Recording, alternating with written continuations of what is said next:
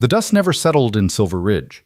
It hung in the air like a promise nobody kept, clinging to everything: windowsills, wagon wheels, the shoulders of men who'd stopped believing in clean starts. The frontier town sat wedged between mountain shadows and desert heat, the kind of place people pass through on their way to somewhere better. Except most never made it through. Not really. Elias Vorn pushed open the batwing doors of the Rusty Nail Saloon at 7:30 on a Thursday evening, and the first thing he did was stop. Not dramatically. Not like some gunslinger in a dime novel. He just stopped, one boot on stained floorboards, and let his eyes adjust to the lamplight and smoke. Nobody noticed. That was the point. The saloon was crowded but not packed. Maybe 30 souls scattered across tables slick with spilled whiskey and card games. Nobody was winning.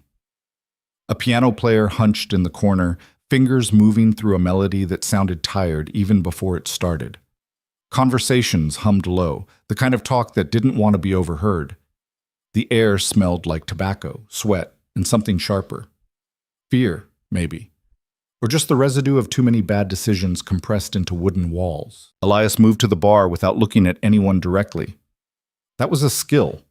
In towns like this, eye contact was currency you didn't spend unless you meant to buy something specific.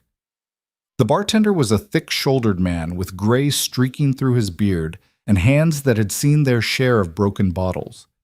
He didn't smile when Elias approached, but he didn't frown either. Neutral, professional. "Whiskey," Elias said. "Whatever's not rotgut." The bartender, his name was Garrick Holt, though Elias didn't know that yet, poured 2 fingers of amber liquid into a glass that had been wiped clean but never really clean. He slid it across the bar without a word. Elias paid. Exact change. No conversation. He turned, glass in hand, and leaned back against the bar like a man with nowhere particular to be. That's when he started reading the room for real. 3 men at a corner table weren't playing cards. They had cards in front of them, sure. Chips stacked in careless piles. But their hands weren't moving. Their eyes were. Tracking. Waiting. One of them, lean guy with a scar cutting through his left eyebrow, kept glancing at the door. Then at Elias. Then back to the door like he was timing something. Second man was broader, shoulders filling out a canvas coat that had seen better years. He sat with his chair angled just enough to give him a clear line to where Elias stood. His right hand rested on the table, but his left hung loose at his side. Comfortable. Ready. Third man was younger, nervous. He tapped his boot against the floor in an irregular rhythm that didn't match the piano. His breathing was too quick, too shallow. First real fight, Elias figured. Maybe his last. They weren't there to drink. Elias took a sip of whiskey. Not bad. Not good.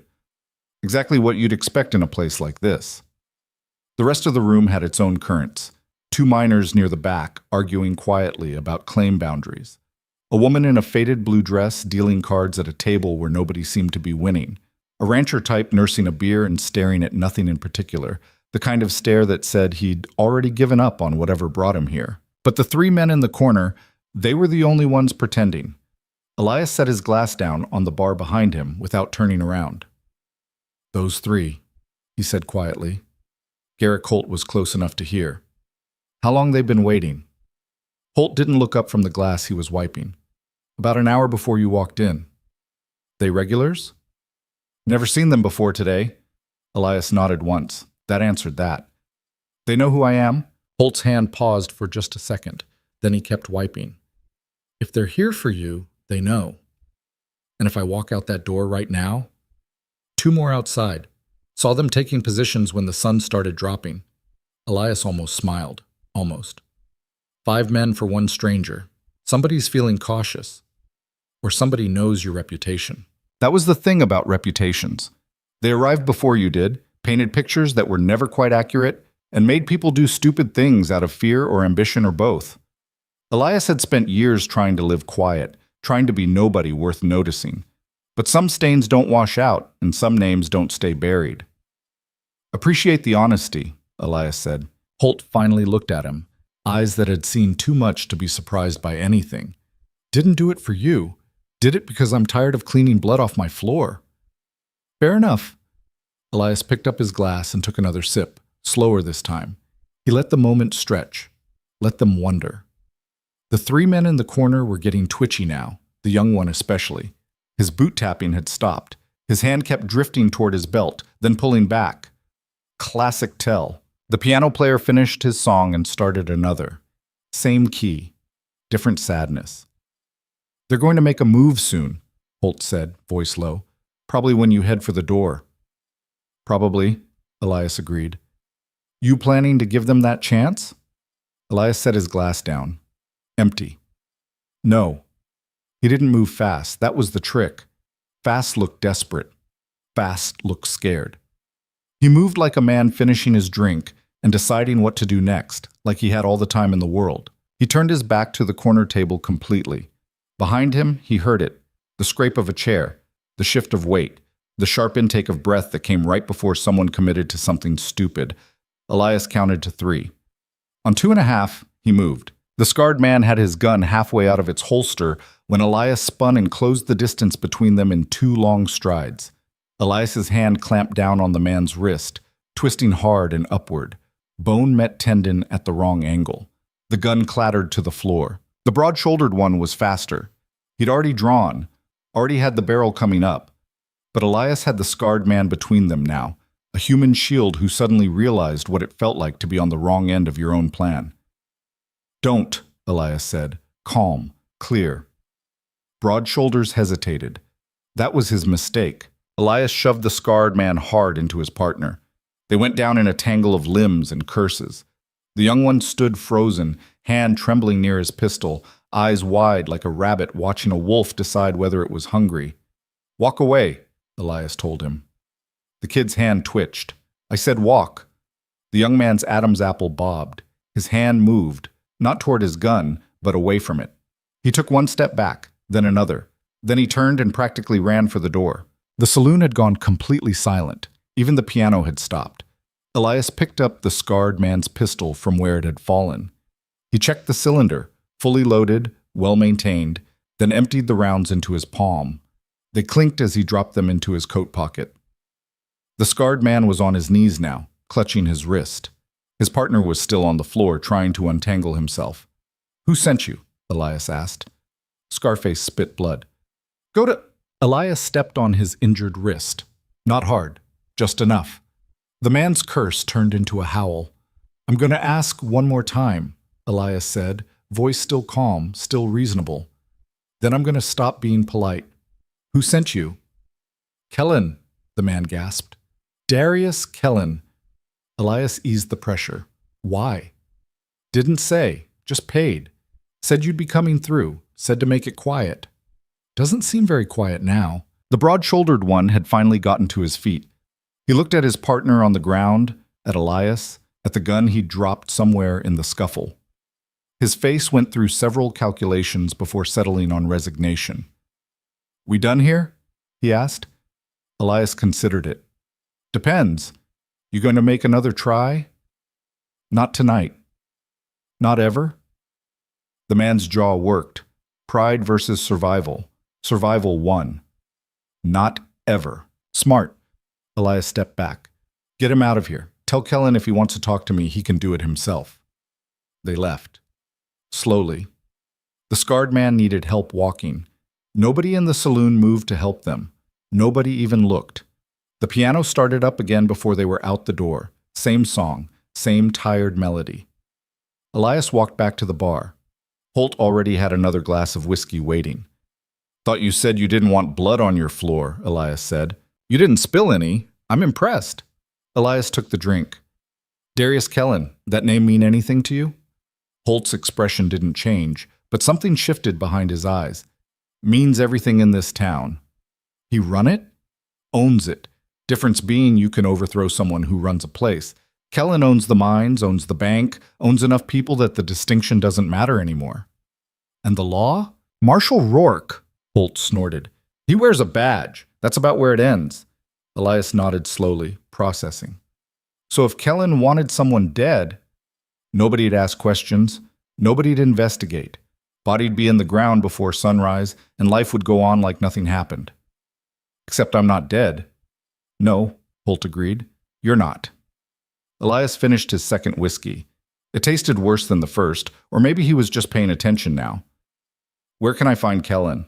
Holt's eyebrows went up. Most people in your position would be finding the fastest horse out of town. I'm not most people. Clearly. Holt refilled the glass without being asked. He's got an office above the mining company headquarters. Big building on Main Street. Can't miss it. He there now? Probably. Man doesn't sleep much.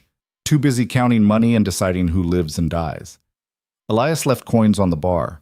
More than the drinks cost. You've been helpful. I've been honest. There's a difference. I'll take either one these days.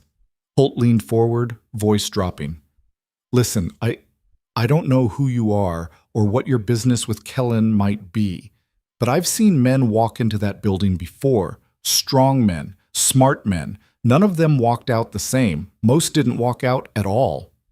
Noted. I'm serious. So am I. Elias turned to leave, then paused. The two outside. They still there? Holt glanced toward the window. Left about 30 seconds after their friends did.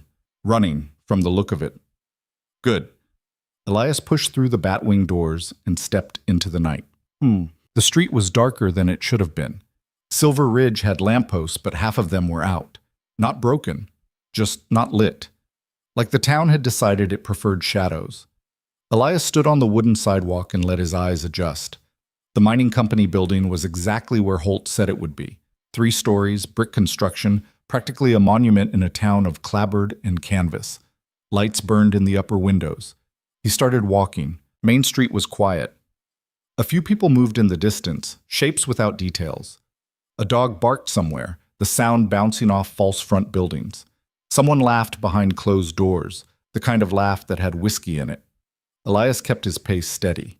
Not hurried, not cautious, just a man with somewhere to be. The mining company building had a guard at the front door. Young guy, rifle slung over his shoulder, trying to look alert, but mostly looking cold. He straightened up when Elias approached.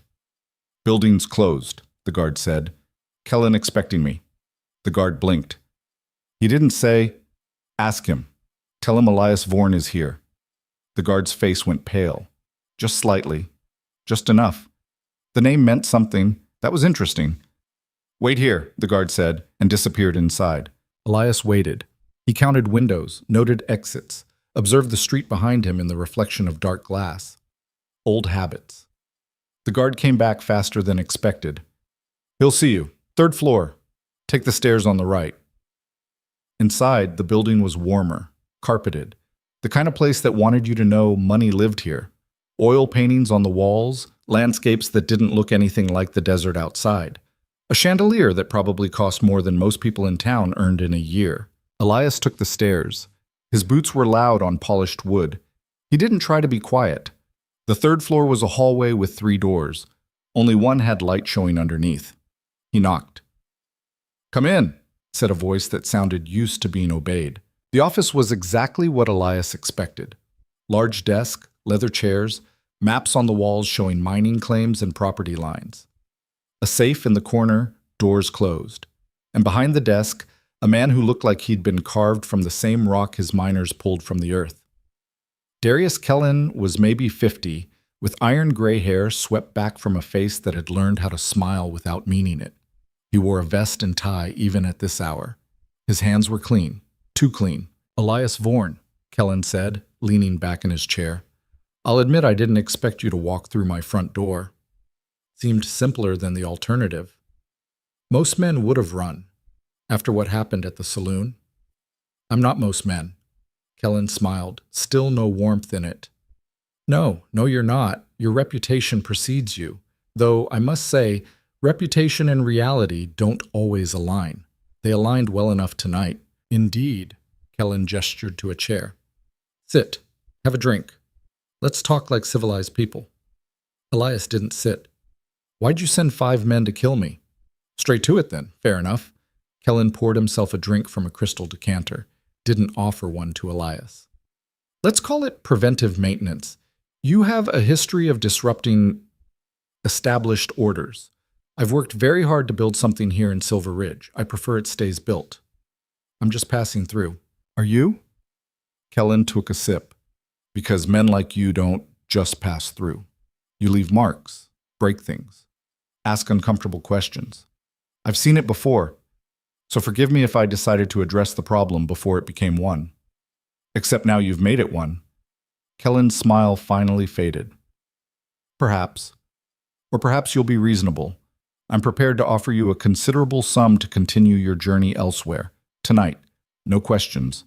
No complications. How much? $5,000.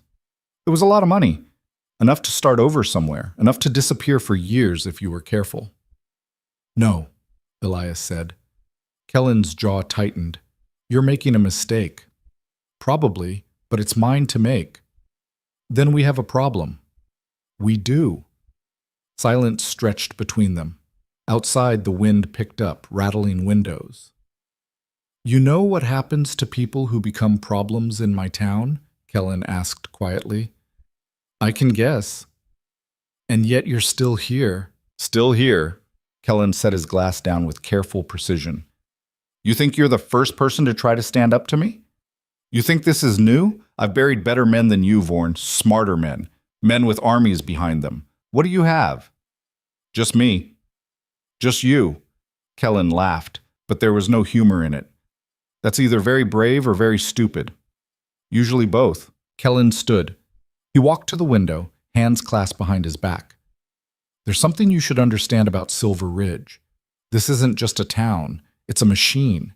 Every piece fits. Every person has their place. The miners dig. The merchants sell.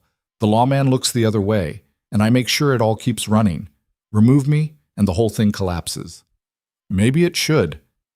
You doom hundreds of people to prove a point? I'd give them a choice. That's more than you're offering. Kellen turned. His face had gone cold now, all pretense of civility gone. There's someone you should know about, Tomas Ibarra. He was my partner once, had big ideas about transparency, fair wages, proper safety measures, made a lot of noise, got people thinking the wrong thoughts. What happened to him? He left. Smartest thing he ever did. Took some papers with him, documents he thought would matter. They don't. Nobody cares about papers when they're dead. Where is he now? The Upper Ridge, living in a shack like a hermit, paranoid, broken. That's what happens when you fight systems, Vorn. You don't win. You just get broken. Elias moved toward the door. Where are you going? Kellen asked. To give him a choice. He'll kill you, or I'll kill you, or this town will kill you. It doesn't matter which. The ending's the same. Elias paused with his hand on the doorknob. You're probably right, but I'm still going. Why? What is this to you? You don't know these people. This isn't your fight. Maybe not, but it's happening anyway. He left before Kellen could respond. The ride to the Upper Ridge took most of the night. Elias borrowed a horse from the livery. The owner was asleep, so he left money and a note. The trail was barely visible in the moonlight, winding up through scrub brush and loose rock. Dangerous terrain in the dark. Deadly if you weren't careful. He was careful. The shack appeared just before dawn, a crooked structure of weathered wood clinging to the hillside like it might slide off any minute. Smoke rose from a chimney pipe. Someone was awake. Elias dismounted 50 yards out, approached on foot. That's far enough, said a voice from the darkness. Elias stopped. A man stepped into view, rifle leveled. He was maybe 40, lean and weathered, with eyes that had stopped trusting anything a long time ago. Tomas Ibarra? Elias asked. Depends who's asking. Name's Elias Vorn. Kellen sent men to kill me last night. Didn't work. I came here to talk. Tomas didn't lower the rifle. Talk's cheap. Usually, but Kellen mentioned you, said you had documents. Evidence. He sent you to get them. No, he wants both of us dead. I'm offering a different option. Which is? Use them. Whatever you've got on Kellen, expose it. Burn his empire down. Tomas laughed, bitter. You think I haven't tried? You think I didn't spend years trying to make someone listen? Nobody cares. Kellen owns the marshal, owns the judges, owns anyone who might matter. Papers don't mean anything without someone willing to enforce them. Then we find someone. Who? You? If necessary. Tomas finally lowered the rifle, just slightly. You're either crazy or you don't know what you're walking into. Both, probably. Despite everything, Tomas smiled. Come inside, we'll talk, but I'm keeping this rifle close. Wouldn't expect anything else. The shack's interior was sparse but organized. Maps on the walls, ledgers stacked on a makeshift table, a life reduced to proving something nobody wanted to hear. Tomas poured coffee from a pot that had been sitting on the stove too long. It tasted like charcoal and regret. These documents, Elias said, what do they prove? Everything. Falsified production reports, diverted funds, workers paid in scrip instead of real money, safety violations that got people killed. Kellen's been running a criminal enterprise disguised as a mining operation for 8 years. And nobody knows? People know. They just don't care enough to do anything about it. Or they're too scared. Same difference. Elias studied the papers. Numbers and names and dates that added up to exactly what Tomas claimed. Enough to destroy Kellen, if they could make it count. There's a territorial marshal 3 days' ride from here, Tomas said. Federal jurisdiction, outside Kellen's reach. I've tried to get word to him before, but my messengers never made it through. Kellen's men? Every time. Elias nodded slowly. Then we don't send a messenger. We send the documents themselves, with someone Kellen won't expect. Who? Me. Tomas stared. You do that? Ride 3 days through country where Kellen's men will be hunting you, carrying evidence that makes you a walking target? You have a better plan? No, but that doesn't make yours good. Good enough. Tomas set down his coffee cup. His hands were shaking slightly. Why? You don't know me. Don't know these people. What's this to you? Elias was quiet for a long moment. Then, I've seen towns like this before. Places where power corrupts everything it touches.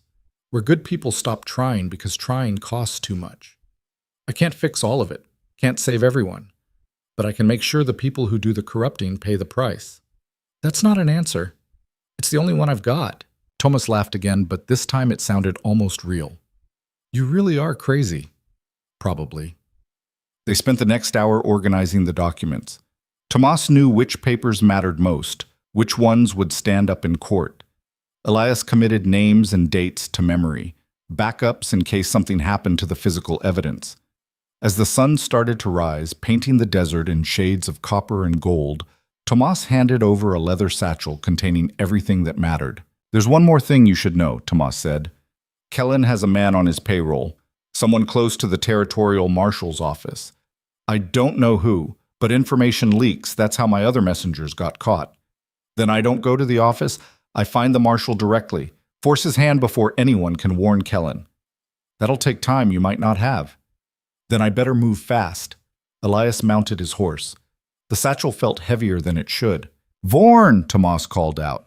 If you make it through this, don't come back here. Kellen's the type who holds grudges. Hell burn this whole ridge down just to make a point. Then you better not be here when he does. Where would I go? Anywhere else. Elias rode before Tomas could answer. The trail down was steeper than the one up, but the horse was sure-footed. By the time he reached the valley floor, the sun was fully up. Silver Ridge waited in the distance, already shimmering in the heat.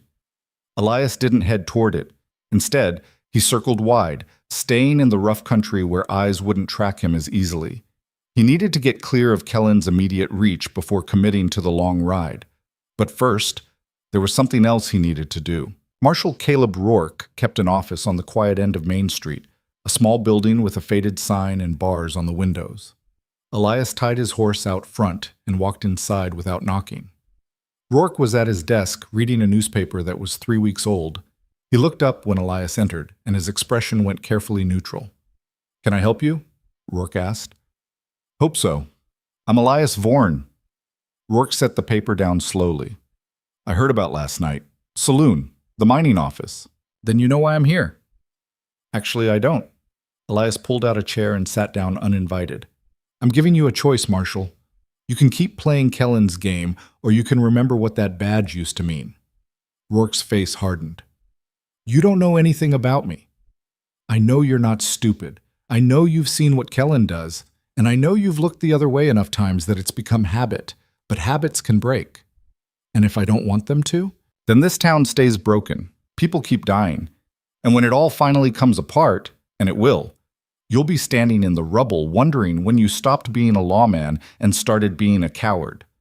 Rourke stood up fast, chair scraping. Get out! Not yet. I said get out. Elias didn't move. I'm riding out today, carrying evidence that'll destroy Kellen. He knows it.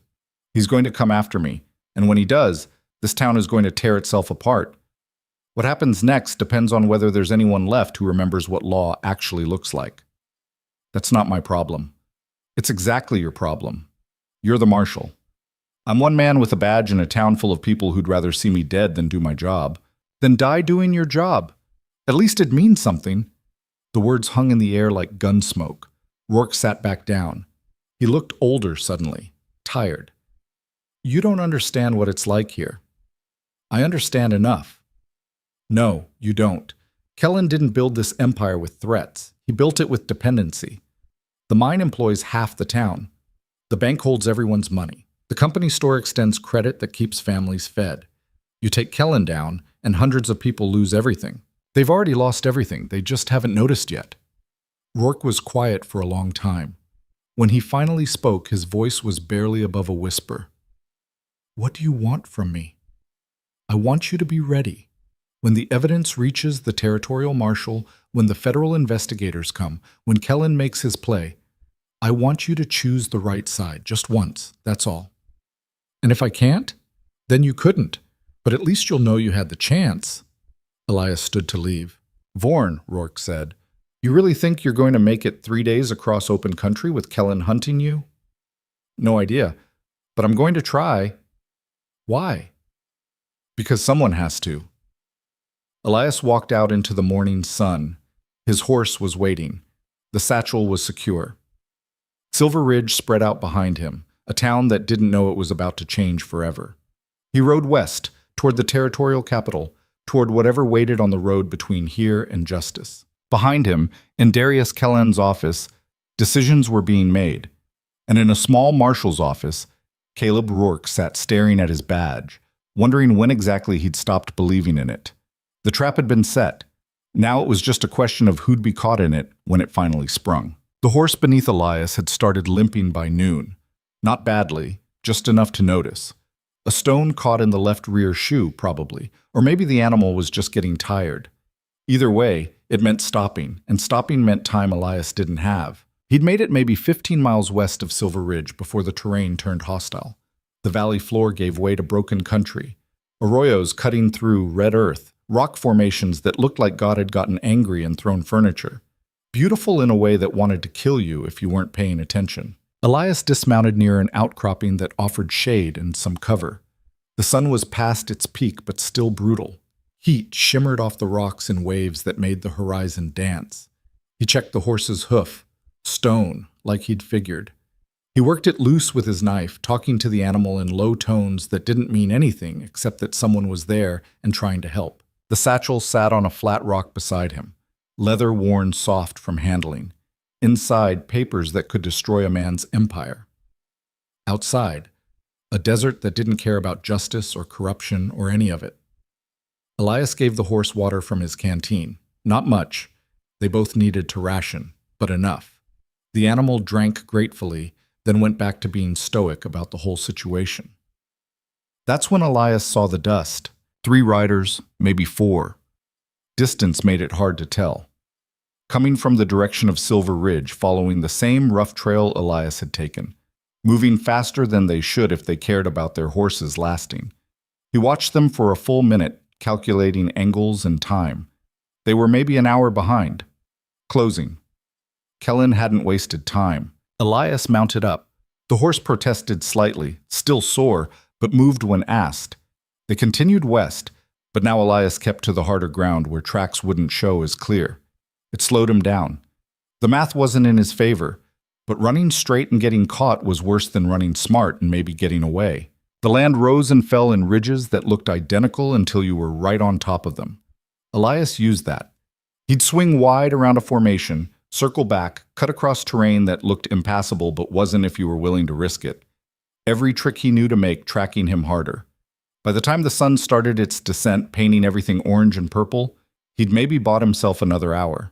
The riders were still back there, still following, patient or stupid or both. He found a narrow canyon as darkness fell, more of a crack in the earth than anything else, barely wide enough for the horse.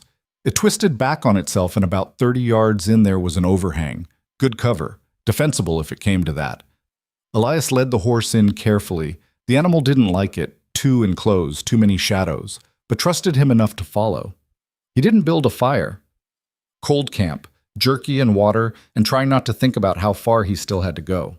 The stars came out hard and bright, the way they only do when there's nothing between you and the sky. Elias sat with his back against stone that still held the day's heat, listening to the desert settle into its night sounds. Insects clicking, something small moving through brush, the wind finding gaps in the rock and whistling through like it was looking for someone. His horse dozed, standing up. Elias envied that, the ability to rest while remaining ready. He'd lost that skill somewhere along the way. Now sleep came in fragments, never deep, always listening for the wrong sound. He thought about Tomas Ibarra up in his shack, probably packing already. A man who'd tried to fight the system and got broken for it. Now that same man had handed his last hope to a stranger who might not make it another day. Heavy thing to carry, heavier than the satchel. Elias must have dozed despite himself, because when he jolted awake, the stars had moved and something was wrong. Too quiet. The insects had stopped. The wind had dropped. Even the horse was tense, ears forward, nostrils flaring. Elias stayed absolutely still, hand moving slowly to the pistol at his hip. Then he heard it, boot on stone. Careful. Trying to be quiet and almost succeeding. They'd found him. His mind raced through options. The canyon only had one way out. He was trapped. But they didn't know exactly where he was yet, and in the dark that mattered. "Vorn," called a voice. Male. Young, trying to sound confident. "We know you're in there. Kellen's offering a deal. Come out, hand over the papers, and you ride away. No trouble. You've got my word." Elias didn't answer. Words were just noise that gave away position. "We can wait all night," the voice continued. "Sun comes up, you're a target in a box. Why make this hard?" Because hard was the only option that didn't end with a bullet. Elias moved deeper into the canyon, leading his horse by feel more than sight. The overhang was 20 feet back, defensible. He tied the horse there, whispered for it to stay quiet, useless request, but it made him feel better, and moved back toward the canyon mouth. He could see them now. 3 shapes against starlight, spread out, smart enough not to bunch up. They had rifles. He had a pistol and terrain they didn't know. Math still wasn't good, but it was better. "Last chance, Vorn," the voice called. "Kellen said bring you back alive if possible, but possible's got limits." Elias picked up a rock. Fist-sized, good weight. He threw it hard to his left, away from where he actually was. It clattered against the canyon wall about 15 yards out. Instant reaction. 2 of the 3 shapes moved toward the sound. Rifles coming up. Elias fired twice. The muzzle flash ruined his night vision, but he didn't need it. Muscle memory and practice took over. First shot caught movement. Second shot was insurance. Someone screamed, not dead, but hit. The other 2 scattered. Return fire came fast and loud, bullets sparking off rock. Elias was already moving, using the canyon walls for cover, working his way left. "He shot Marcus," someone yelled. "The bastard actually shot him. Fall back." That was a different voice. Older, more controlled. "Get out of the kill zone, you idiots!" They retreated, fast, tactical. These weren't the same hired guns from the saloon. These were professionals. Elias waited, counted to 100, then 2. Listening. They'd pulled back, but they hadn't left. He could hear them talking, too far away to make out words, planning their next move. The wounded one was crying, high-pitched sounds that didn't care about dignity. Elias almost felt bad. Almost. Then he remembered these men were hunting him for money, and the feeling passed. An hour crawled by. Then 2. The sky started to lighten. Not dawn yet, but the promise of it. That gray period where everything's visible but nothing has color yet. The older voice called it out again. "Vorn, listen, Marcus is bleeding bad. We pull back, get him to a doctor, maybe he lives. But we're not leaving without those papers. So here's what's going to happen. Sun comes up full, we start a fire at the canyon mouth. Smoke you out. You come out coughing and blind, we take what we came for. Or you hand it over now, and we all walk away. Elias considered his options. They weren't good. You've got until sunrise, the voice said. After that, we do this the hard way. The canyon was a trap now. They were right about that. But walking out was suicide, and burning was worse. Elias moved back to his horse. The animal sensed his tension, stamped nervously. He grabbed the satchel, pulled out a handful of documents. Not the important ones. He'd memorized those already. But enough to look real if someone wasn't examining close. He wrapped them in his spare shirt, tied it into a bundle that looked hasty, like something you'd grab in a panic. Then he waited for the sun.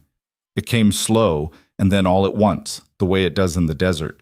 1 minute, everything's shadow and suggestion. Next minute, the world's on fire with light. "Time's up, Vorn," the voice called. Elias stepped to the canyon mouth, hands visible, holding the bundle. "Here," he called out. "Take them. You win." He threw the bundle. It landed in the dirt maybe 20 feet from the canyon entrance. For a long moment, nothing happened. Then one of them moved forward, cautious. The younger voice, not Marcus, someone else. He reached the bundle, picked it up, started to unwrap it. "These look right?" he called back. "Bring them here. Let me check." The kid walked backward, never taking his eyes off the canyon. Smart. He'd learned something from Marcus getting shot. Elias watched them examine the documents. The older one, he had a gray beard and hard eyes, flipped through pages, holding them up to the light, frowning. "These are copies," he said. "Decoys." "What?"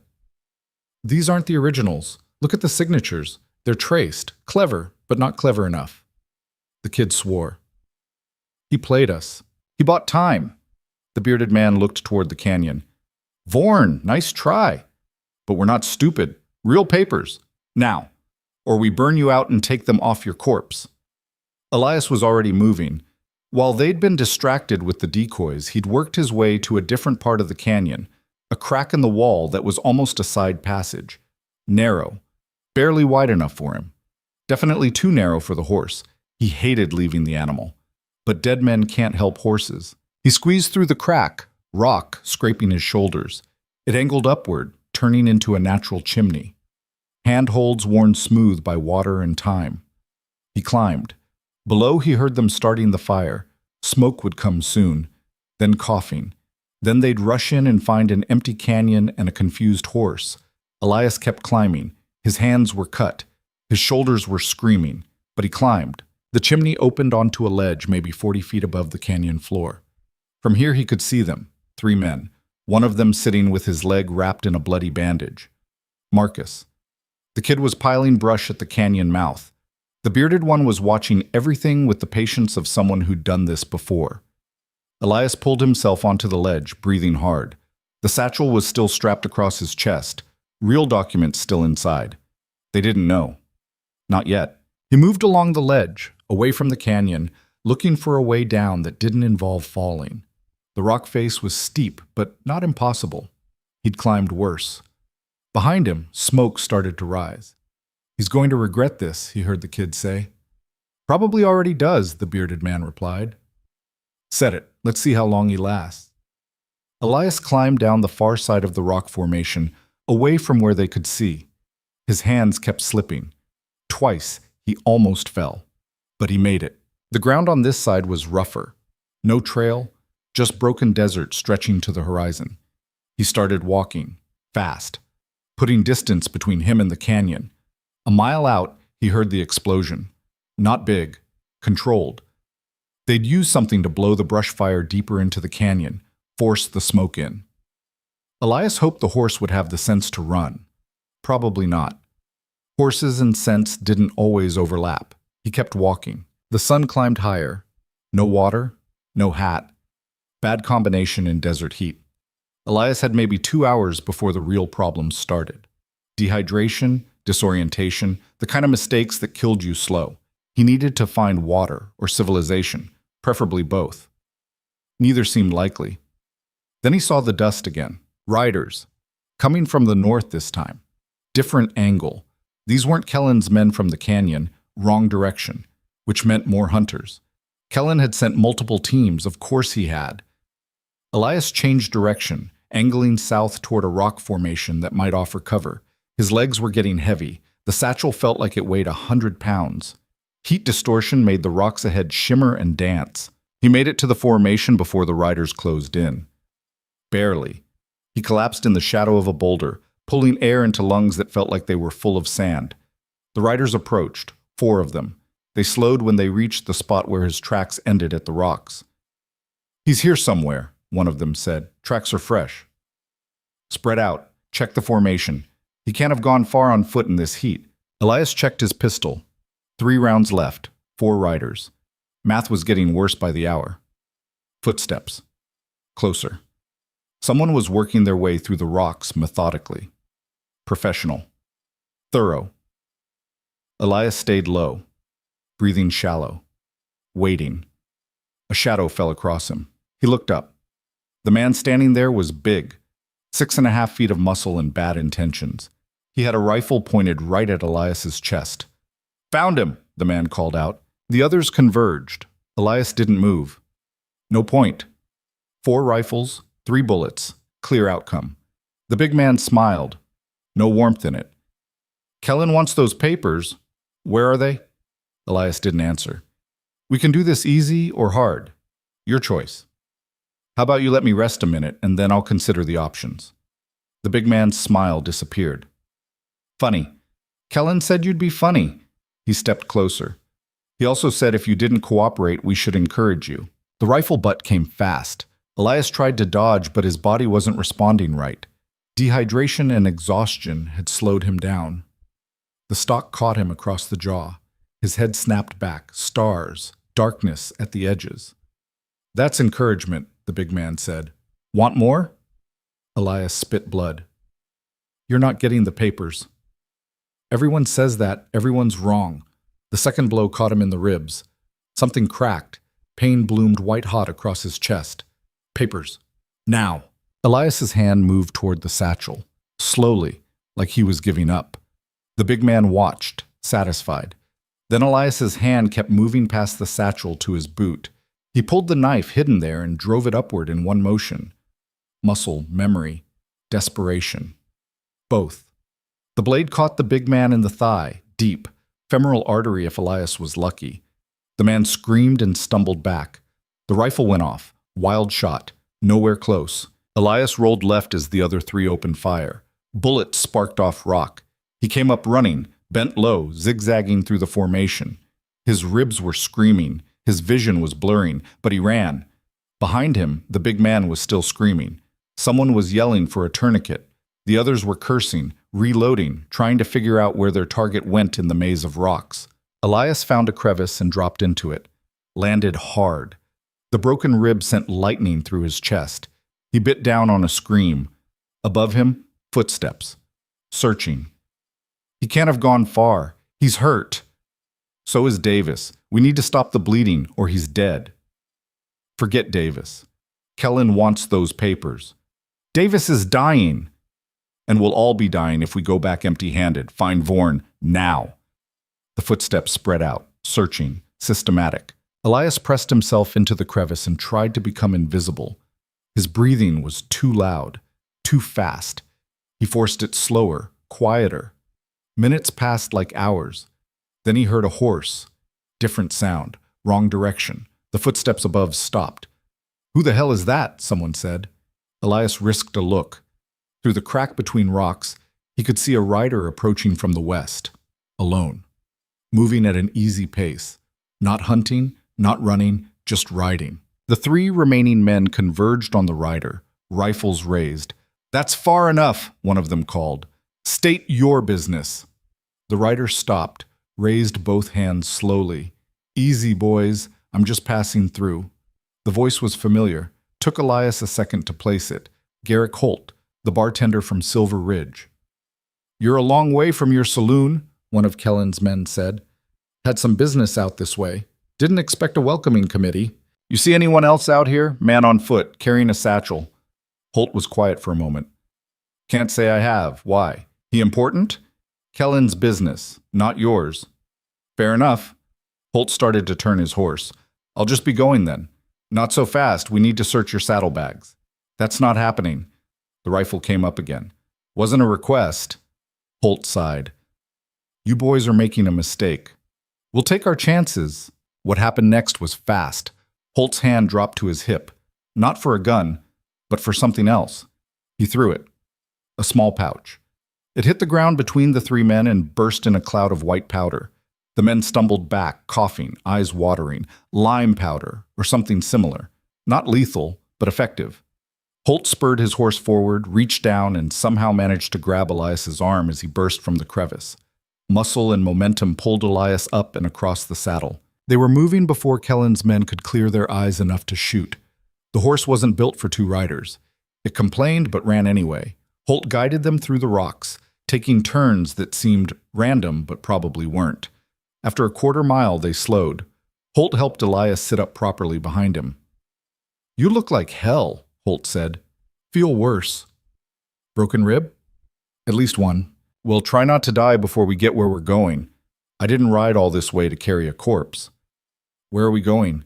Somewhere those idiots won't find us. Then we'll figure out the rest. Elias wanted to ask more questions, but his head was spinning and his ribs felt like knives every time the horse moved. He focused on staying conscious and not falling off. They rode for another hour. The terrain started to change. Less rock, more scrub. In the distance, Elias could see a line of green. Trees, which meant water. Holt guided them to a creek that cut through the landscape like an afterthought. Shallow, but real. The horse drank gratefully. How'd you find me? Elias asked once they'd stopped. Wasn't hard. You left a trail. So did Kellen's men. I just followed the obvious route and got lucky. Why? Holt dismounted, started checking Elias's injuries with practiced hands. Because I'm tired of watching good people get killed while I pour drinks and pretend not to notice. I'm not good people. Maybe not. But you're better than Kellen. Holt pressed on Elias's ribs. Elias gasped. Yeah, that's broken. You're lucky it didn't puncture a lung.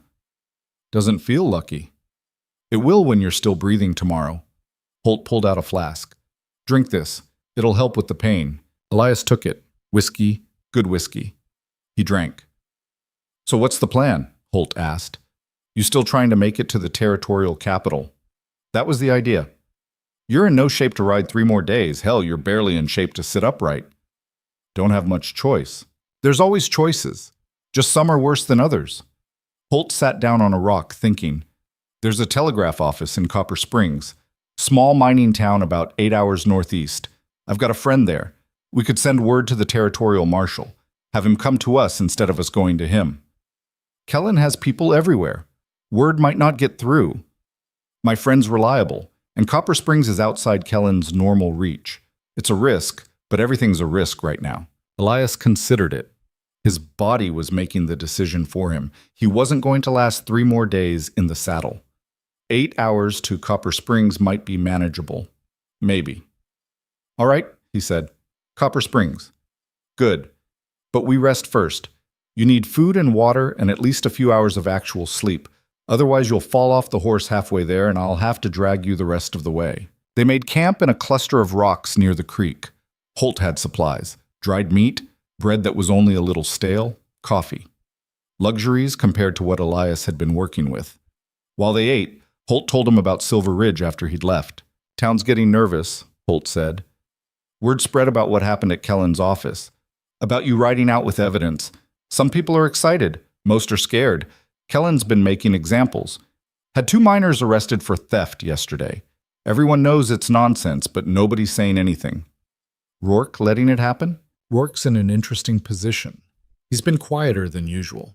Not enforcing Kellen's will quite as enthusiastically, but not standing up to him either. Man's caught in the middle and doesn't know which way to jump. He'll figure it out, or he won't. You really think you can bring Kellen down? I think the evidence will bring him down. I'm just the delivery system. Holt smiled slightly. You're honest, at least. I'll give you that. They rested.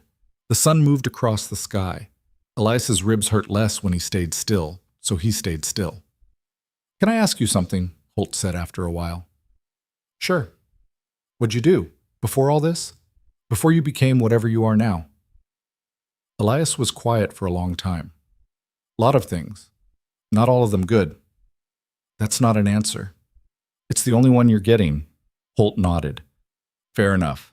We all got pasts we'd rather not discuss. What about you? How does a bartender learn to throw lime powder like a weapon and ride like cavalry? Who says I was always a bartender? They left it at that. The sun was declining when they mounted up again. Elias's ribs protested every movement, but the whiskey and the rest had helped. He could function. That was enough. They rode northeast, following game trails and dry riverbeds. Holt knew the country better than Elias expected. Every time they crested a ridge, he'd pause, scan the horizon, then pick their route based on something Elias couldn't see. You've done this before, Elias said. Done what? Run from people who want you dead. Once or twice, it's a useful skill set. Night fell. They kept riding. The moon was 3/4 full, bright enough to see by. Holt pushed the pace, not reckless, but urgent, like he knew something he wasn't saying. Around midnight, they stopped to rest the horse. Elias asked the question that had been nagging at him. Why are you really doing this? Don't give me the speech about being tired of watching. There's more to it. Holt was quiet for a while, then, I had a daughter once, Sarah. She was 16 when Kellen's mining operation had a collapse. Safety violation. Supports that weren't maintained properly. 12 people died, including her. I'm sorry. Kellen paid off the families, enough to keep them quiet. Enough to make sure no one asked uncomfortable questions. I took the money because I was broken and didn't know what else to do. Bought the saloon with it, built a life on blood money and regret.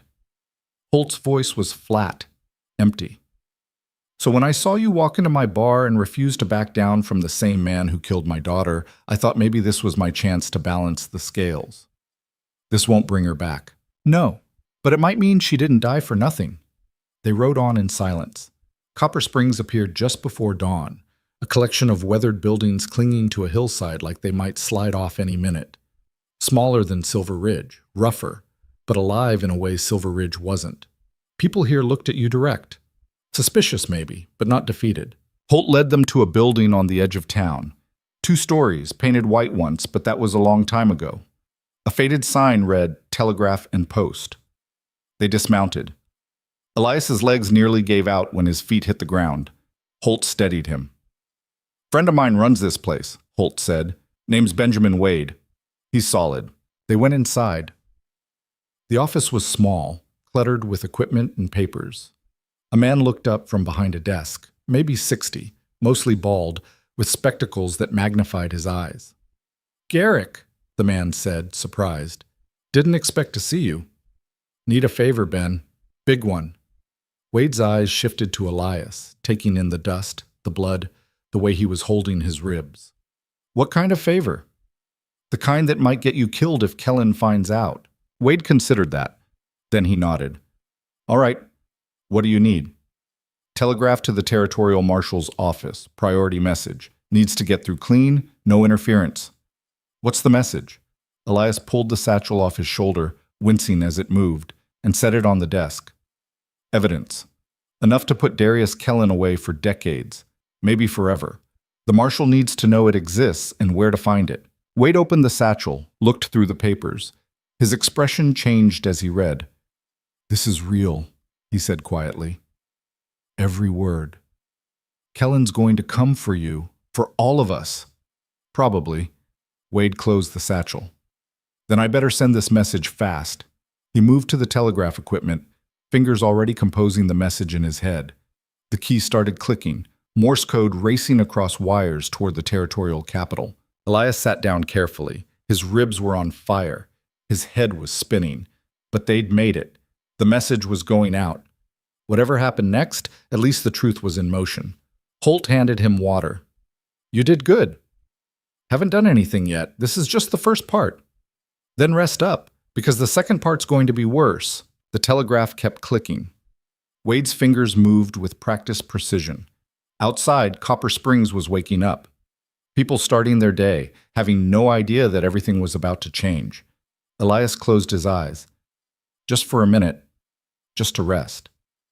When he opened them again, it was afternoon and someone was pounding on the door. Wade moved fast for a man his age. He was at the window before the second knock, peering through a gap in the curtain with the kind of caution that came from surviving in places where survival wasn't guaranteed. 3 men, he said quietly. Don't recognize them. But they're armed and they're looking at this building like they know something's inside worth finding. Elias was already on his feet, ignoring the protest from his ribs. Holt had his hand on his pistol, face gone hard in a way that said the bartender routine was just that, a routine. Back door? Elias asked. Leads to an alley, but if they're smart, they've got someone watching it. They're smart enough. The pounding came again, harder, more insistent. Telegraph office? A voice called from outside. Open up. We need to send a message. Wade looked at Elias. Your call. Elias's mind worked through possibilities. They could fight. 3 against 3, maybe 4 if someone was watching the back. Bad odds when you're defending a fixed position. They could run, but that meant leaving the telegraph equipment, leaving Wade exposed, leaving evidence of where they'd been. Or they could bluff. How long ago did you send the message? Elias asked. 2 hours. Maybe 3. You slept longer than you thought. Did you get confirmation? Standard acknowledgement. Someone received it on the other end. Whether it made it to the marshal's desk is another question. The knocking stopped. That was worse somehow. Silence meant they were making decisions. Open the door, Elias said. Act normal. You're a telegraph operator doing your job. I'm a customer. Holt's my associate. We don't know anything about anything. They won't believe that.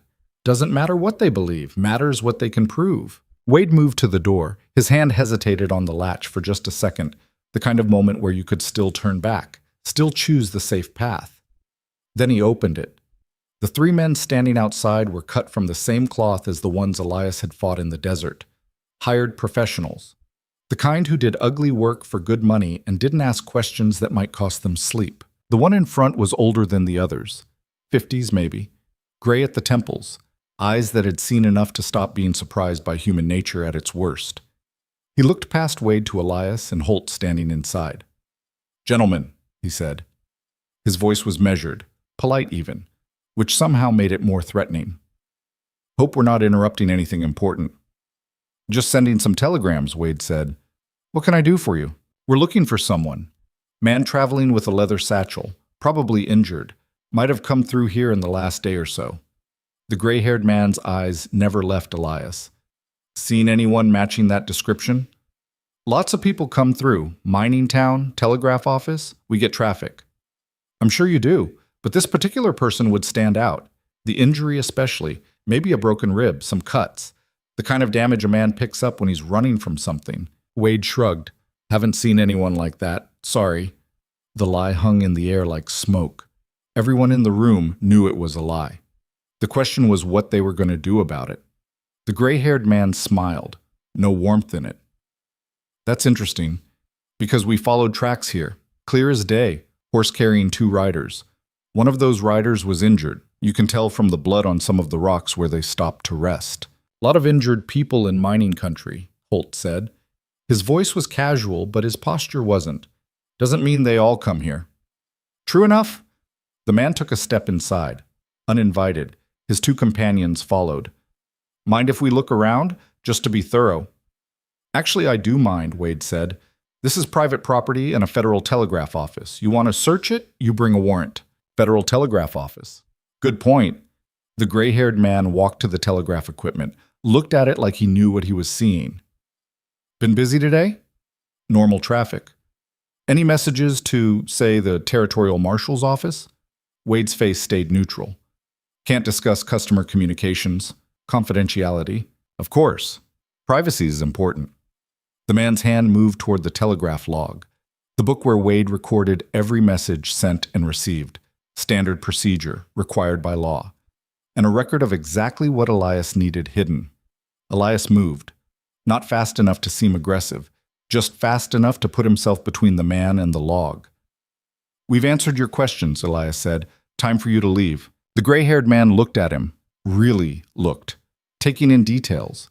The way Elias held himself, the careful breathing that suggested broken ribs, the dust on his clothes that matched the desert terrain between here and Silver Ridge. You're him, the man said. Not a question, a statement. I'm someone who's asking you to leave. Darius Kellen sends his regards, also his offer. Same terms as before. Papers for money. Everyone walks away. No, you're making this harder than it needs to be. Story of my life. The tension in the room pulled tight. You could feel it, that moment before violence when everyone's doing math in their head about who'll be standing when it's over.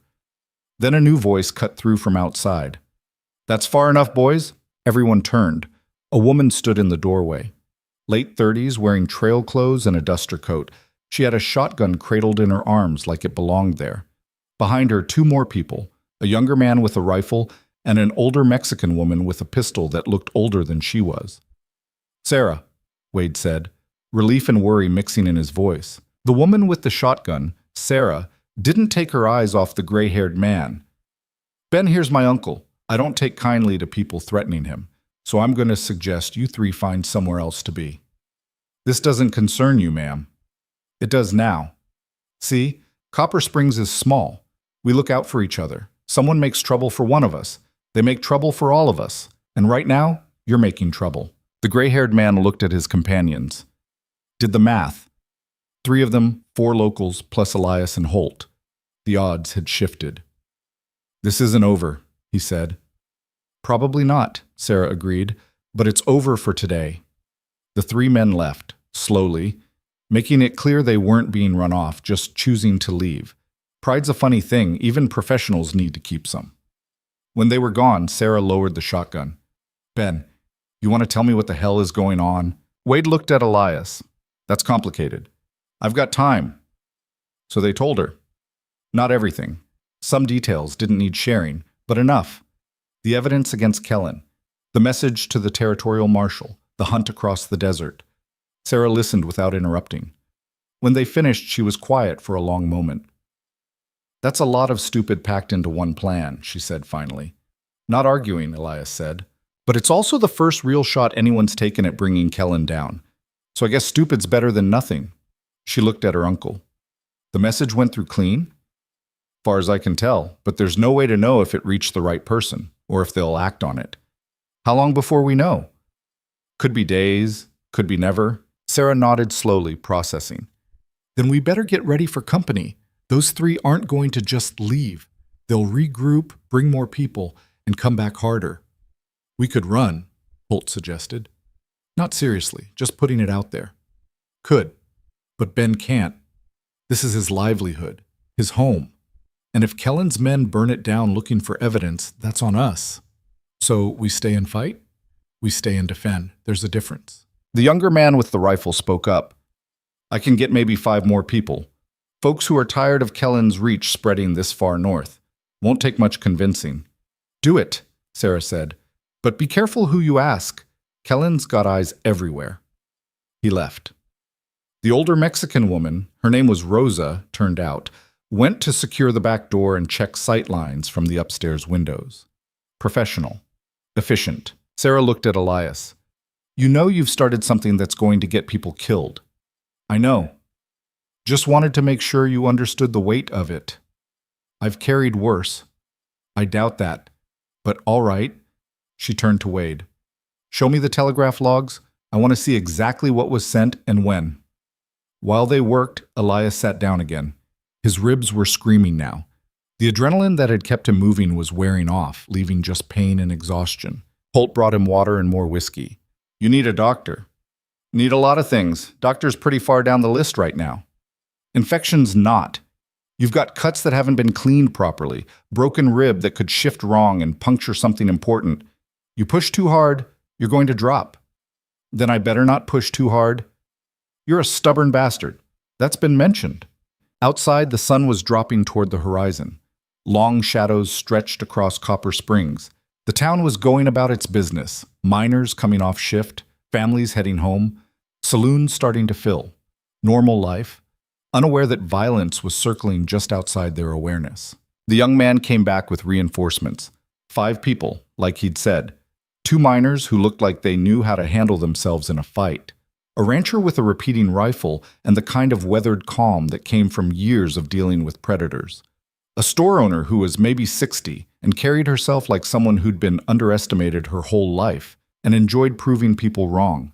And a kid who couldn't have been more than 18, scared but trying not to show it. Sarah laid it out for them straight. No sugarcoating. Kellen's men are going to come back. Could be tonight. Could be tomorrow. But they're coming. We're going to defend this building and the people inside it. Anyone who's not comfortable with that can leave now. No judgment. Nobody left. All right then, let's get organized. They spent the next 2 hours turning the telegraph office into something defensible. Not a fortress that would have taken days and materials they didn't have, but something better than 4 walls and hope. The miners reinforced the doors with lumber from Wade's storage shed. The rancher positioned people at windows with overlapping fields of fire.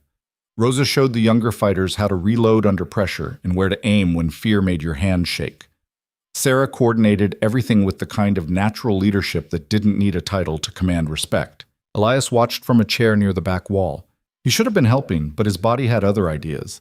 The broken rib made lifting anything heavier than a pistol an exercise in agony, so he cleaned weapons instead.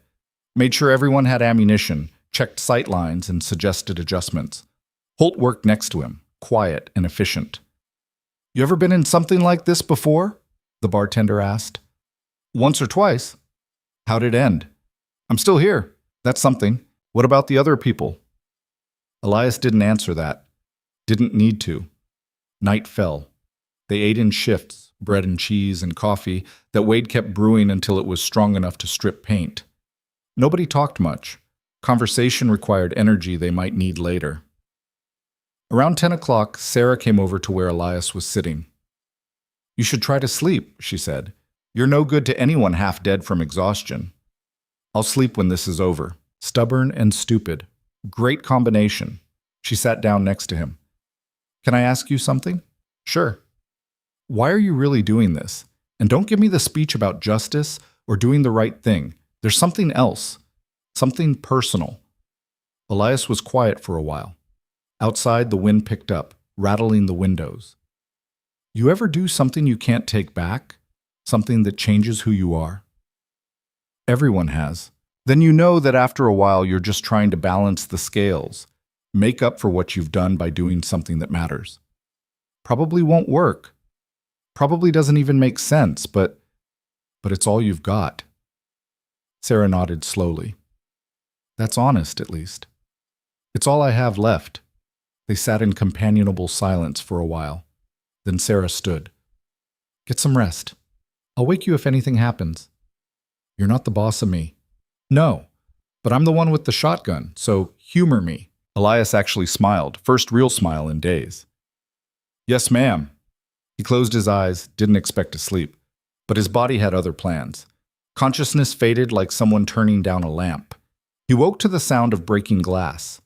Elias was on his feet before his brain fully processed what was happening.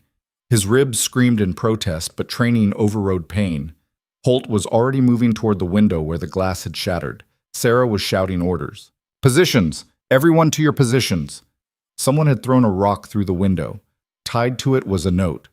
Holt grabbed it, read it quickly. "They want us to send someone out to talk. Alone. They promise safe passage." "That's a lie," Sarah said flatly. "Probably, but they're giving us 5 minutes to decide." Wade was at the telegraph, fingers already moving.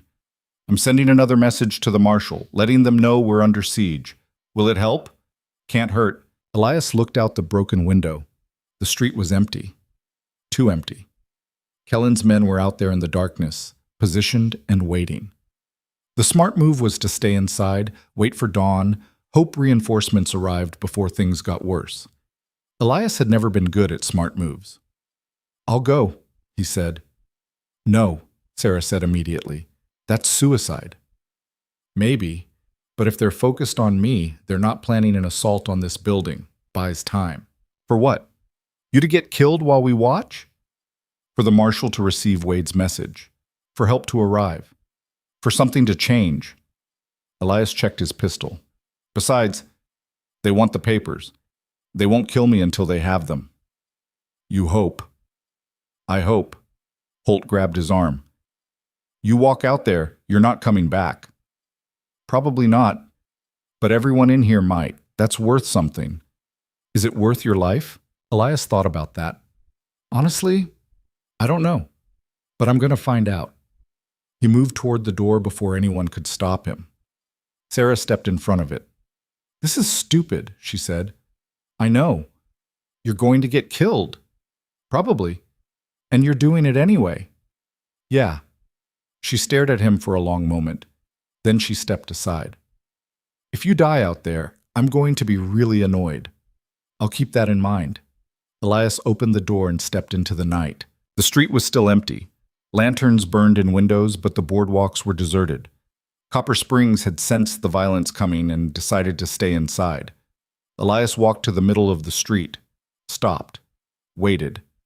For almost a minute, nothing happened. Then the gray-haired man stepped out of the shadows. Alone. His hands were visible. Empty. "Didn't expect you to actually come out," he said. "Seemed rude not to. You know this ends one way." "Usually does." The man walked closer, stopped about 10 feet away. "Last chance, papers for your life, clean trade. You ride out of here and this ends." "No?" "Why? What's Kellen to you? What's this town? Why die for strangers?" "Because someone has to." The gray-haired man actually laughed. "That's the dumbest reason I've ever heard." "I've heard worse. I doubt that." The man's expression shifted, regretful almost.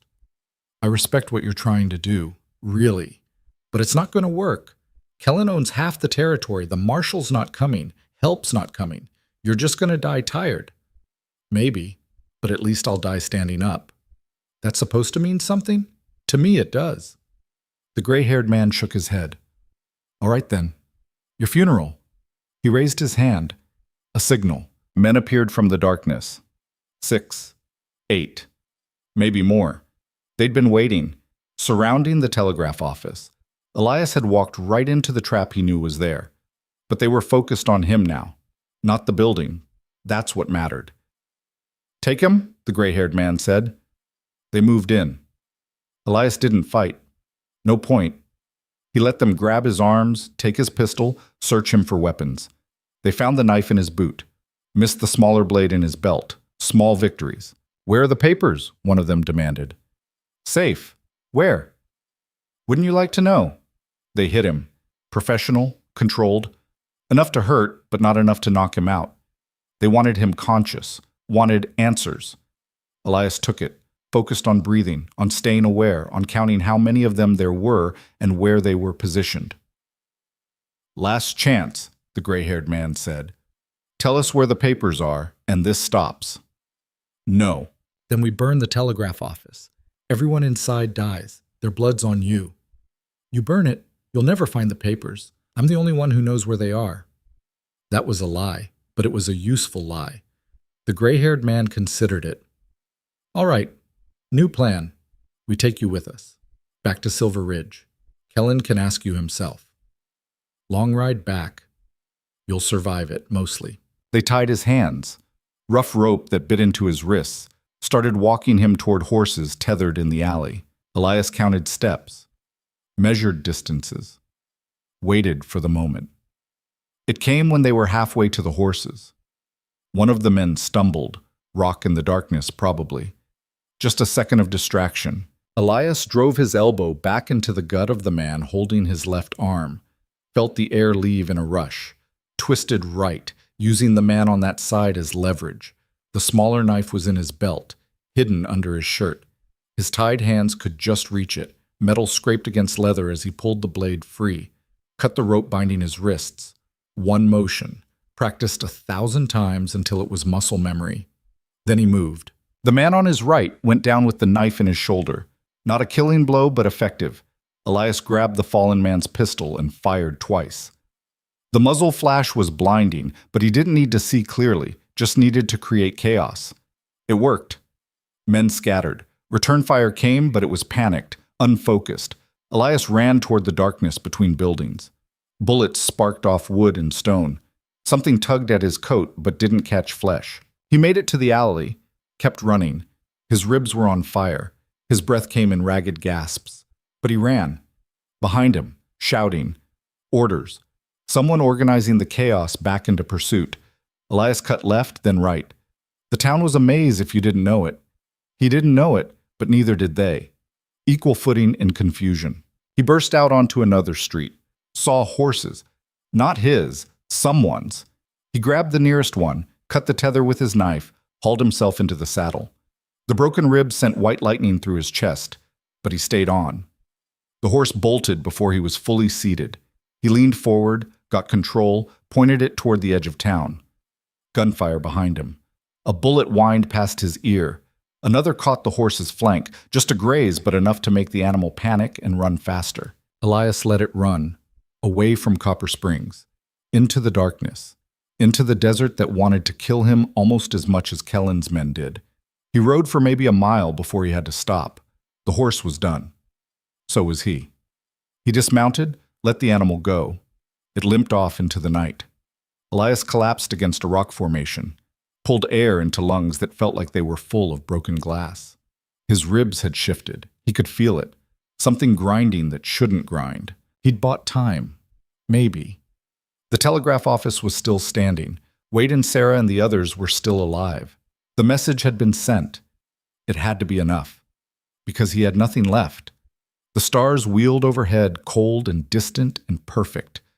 Elias watched them blur and spin as consciousness started to slip. Footsteps. Close. He tried to move to reach for a weapon he didn't have, but his body wasn't responding anymore. A figure appeared above him, backlit by starlight. Elias couldn't make out features. "Easy," a voice said, familiar. "It's me." Holt.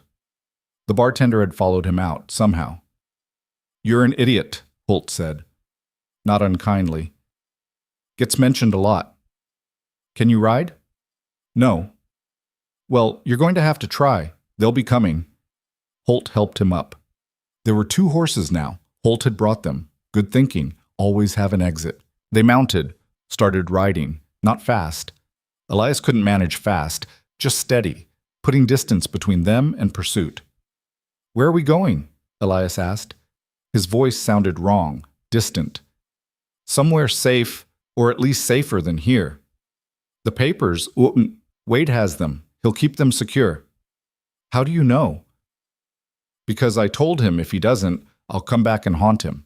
Man's terrified of ghosts." Elias almost laughed, couldn't quite manage it. "You're a strange person, Holt. Takes one to know one." They rode through the night. Elias drifted in and out of awareness. Sometimes he was on a horse in the desert. Sometimes he was somewhere else entirely. Memories mixing with present. Past bleeding into now. When dawn came, they were in rough country. Hills and canyons that offered concealment. Holt found a sheltered spot and they stopped. "We'll rest here," Holt said. "You need medical attention, but we're hours from anywhere. Best I can do is clean your wounds and try to stabilize that rib." "You a doctor now?" "I've picked up skills over the years, some useful, some less so." Holt worked with surprising competence. Cleaned cuts, wrapped Elias's chest tight enough to keep the broken rib from shifting more, but not so tight he couldn't breathe. It hurt. Everything hurt. "You should have stayed in Copper Springs," Elias said. "Probably, but I've spent too many years watching other people fight while I stayed safe behind a bar. Figured it was time to commit to something."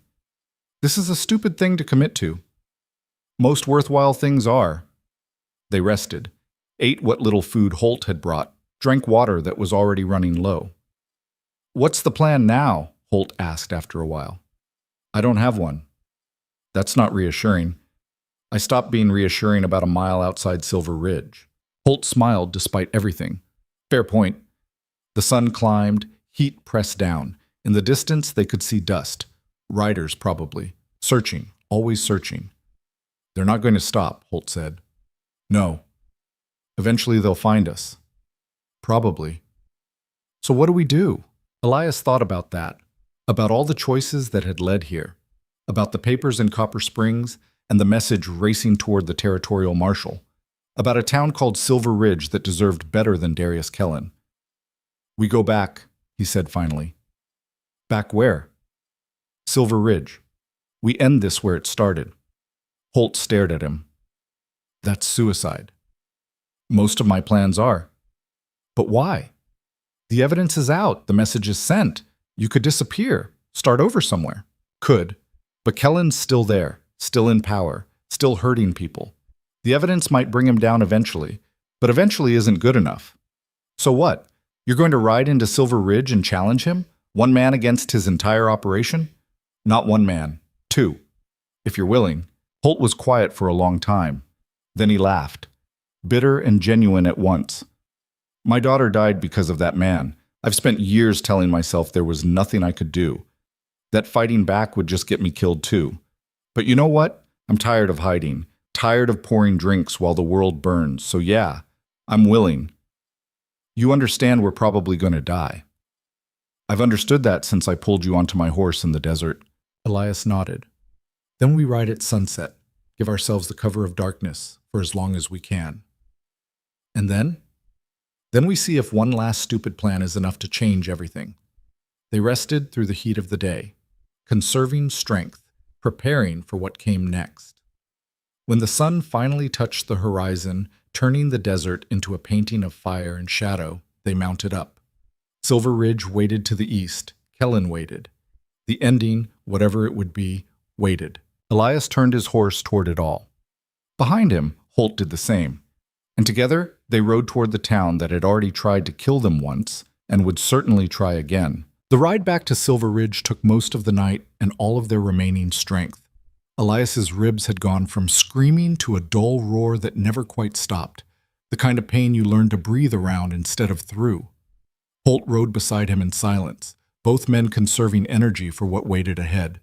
They stopped once, maybe 3 hours before dawn, at a creek that was more mud than water. The horses drank anyway. So did they.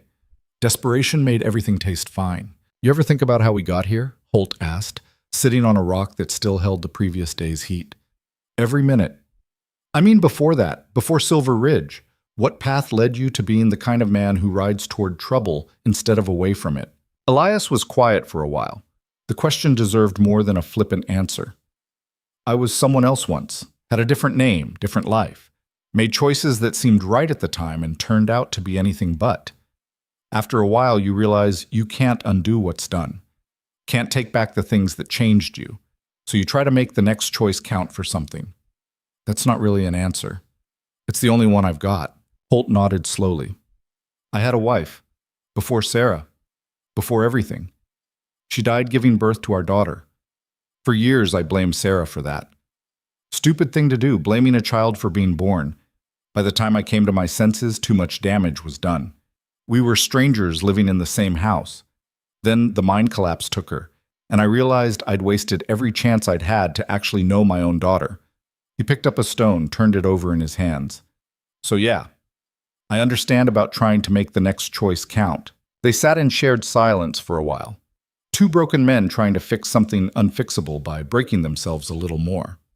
We should move, Elias said finally. Sun'll be up soon.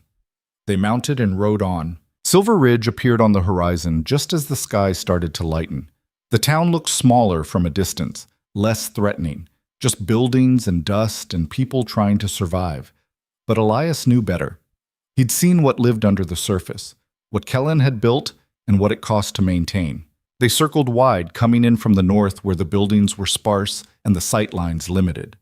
Holt knew the town better than Elias, knew which alleys connected to what, which buildings had back entrances, where someone could move unseen if they were careful.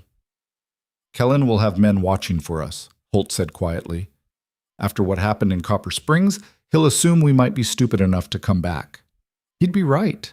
The question is where we go first. His office is the obvious target, but it'll be defended. The marshal's office might be less so, but Rourke's a wild card, could help us, could shoot us on sight. Elias thought about it. We need to know where things stand. Has the message from Copper Springs changed anything? Are people talking?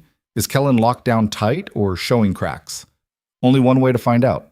They left the horses in an abandoned stable on the edge of town. The building was half collapsed, but it offered concealment. Elias checked his weapons. The pistol he'd taken in Copper Springs, the smaller knife that had somehow stayed with him through everything. Not much. But then, most fights weren't won by the person with the most weapons. They were won by the person willing to use what they had. They moved into town on foot as dawn broke fully. Early risers were already out, miners heading to the day shift, shopkeepers opening up, a few drunk men stumbling home from the saloons. Normal life. unaware that everything was balanced on the edge of collapse. Holt led them through back alleys and between buildings, moving with the confidence of someone who'd spent years learning how to be invisible in plain sight. They emerged near the Rusty Nail Saloon just as the sun cleared the eastern hills. The saloon was closed, too early even for the serious drinkers, but Holt had a key. He let them in through the back door. Inside, the place smelled like stale beer and broken promises. Chairs were still overturned from the previous night, glasses unwashed. Holt moved behind the bar and pulled out a bottle. "Too early for that," Elias said. "It's never too early when you're about to die." Holt poured 2 glasses anyway. "Besides, I own the place. I can drink when I want." Elias took the glass. The whiskey burned going down, but it helped somehow. Warmed parts of him that had gone cold during the night ride. The front door opened. Both men's hands went to their weapons before they saw who it was. Marshal Caleb Rourke stood in the doorway, backlit by morning sun. He looked older than when Elias had last seen him, tired, like he'd been carrying weight that was finally starting to crush him. "Heard you might be back," Rourke said. He didn't draw his weapon. That was something. "Heard what happened in Copper Springs, too. Word travels fast when it's bloody." "We didn't start that," Elias said. "Didn't say you did, but you sure as hell escalated it." Rourke walked to the bar, looked at the whiskey bottle. "Mind if I join you?" Holt poured a 3rd glass without comment. Rourke drank, set the glass down. "Something's changed in town, last 2 days. Can't quite put my finger on it, but people are talking different, looking at things different, like they're starting to remember what hope feels like." "The telegraph message?" Elias said. "It got through?" "Must have, because Kellen's been in a mood, snapping at people, making threats. Had 3 men hauled off to his office yesterday for questioning. They haven't come back out yet." Rourke poured himself another drink. "Whatever you did, it rattled him." "Good." "Maybe. Or maybe it just makes him more dangerous. Cornered animals bite harder." "Then we better make sure he doesn't have teeth left to bite with." Rourke looked at Elias for a long moment. "You're really going to do this? Go after him directly?" "That's the plan." "That's suicide." "So I've been told." "And you're doing it anyway." "Someone has to." Rourke shook his head. "You're either the bravest man I've ever met or the dumbest. Haven't decided which." "Probably both." The marshal was quiet for a while. Then he reached up and unpinned the badge from his chest, held it in his hand like he was weighing it. "I've worn this for 8 years. Most of that time it hasn't meant anything. Just a piece of tin that let me pretend I was something I wasn't." He set it on the bar. "But you know what? I'm tired of pretending." "What are you saying?" Holt asked. "I'm saying if you're going after Kellen, you're not doing it alone." Rourke picked the badge back up, pinned it on. This time it looked like it belonged there. "I can get you into his office, know the guard rotations, know which people are loyal to him out of fear versus conviction. Won't be easy, but it's possible." "Why the change?" Elias asked. "Last time we talked, you were afraid of choosing sides." "I was. Still am, honestly. But I've been thinking about what you said, about dying while doing my job versus dying while hiding from it. Figured if I'm going to go down, might as well make it count for something." "You don't have to do this." "Yeah, I do. For my own sake, if nothing else." Elias studied the marshal's face, saw genuine determination there, also fear. But determination won out. "All right, what do you know about Kellen's current situation?" "He's locked down tight. Ever since word came back about Copper Springs, he's doubled his guards. Has maybe 15 men in that building at all times. Most of them are professionals, the kind you fought in the desert. Good with weapons. Better with violence." "What about the town? If shooting starts, whose side are they on?" "That's complicated. Most people would love to see Kellen gone, but they're scared. They've seen what happens to people who stand up to him, so they'll watch. Maybe cheer quietly if you win, but they won't risk their necks to help." "Can't blame them for that." "I don't, but it means we're on our own." Holt poured another round. 3 men against 15. I've had better odds at a rigged card table. "We don't need to fight all 15, Elias said. "We just need to get to Kellen. Once he's dealt with, the rest falls apart. Men like that, they're loyal to power and money, not the person. Remove the source, and they scatter." "That assumes we can get to him," Rourke pointed out. "That's where you come in. You know the building, know the guard patterns. Get us inside and we'll handle the rest. And if we fail, then we fail. But at least we tried. They spent the next hour planning. Rourke sketched out the building's layout on the back of an old wanted poster.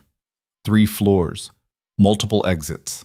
Kellen's office on the top level with a private staircase that led down to a back alley. Guards at the front entrance, more inside at key choke points. Defensible but not impenetrable. The night guards change at midnight, Rourke explained. There's about a 5-minute window where the new shift is getting positioned and the old shift is leaving. That's our best chance. Midnight, Holt said. That gives us, 15 hours? To prepare, rest, and say goodbye to anything we care about. Yeah, they split up after that. Rourke had to maintain appearances, make his rounds, act normal, give Kellen no reason to suspect anything had changed. Holt went to check on a few people, call in favors, arrange contingencies. Elias stayed in the saloon. He needed rest, but sleep wouldn't come. Too much adrenaline, too much pain. His ribs were worse. He could feel it with every breath. Something grinding that shouldn't grind. He thought about the papers in Copper Springs. Wondered if they'd reached the territorial marshal yet. Wondered if it mattered. Even if federal investigators came, even if Kellen was arrested and tried, the damage was done. People were dead. Lives were ruined. Justice could punish, but it couldn't undo. The front door opened again. Elias's hand went to his pistol before he saw who it was. Tomas Ibarra stood there looking older than he had just days ago, more worn. He was carrying a rifle and wearing the expression of someone who'd made a decision he couldn't unmake. Figured you'd be dead by now, Tomas said. Working on it. Heard about Copper Springs, about the message getting through. Thought you should know it worked.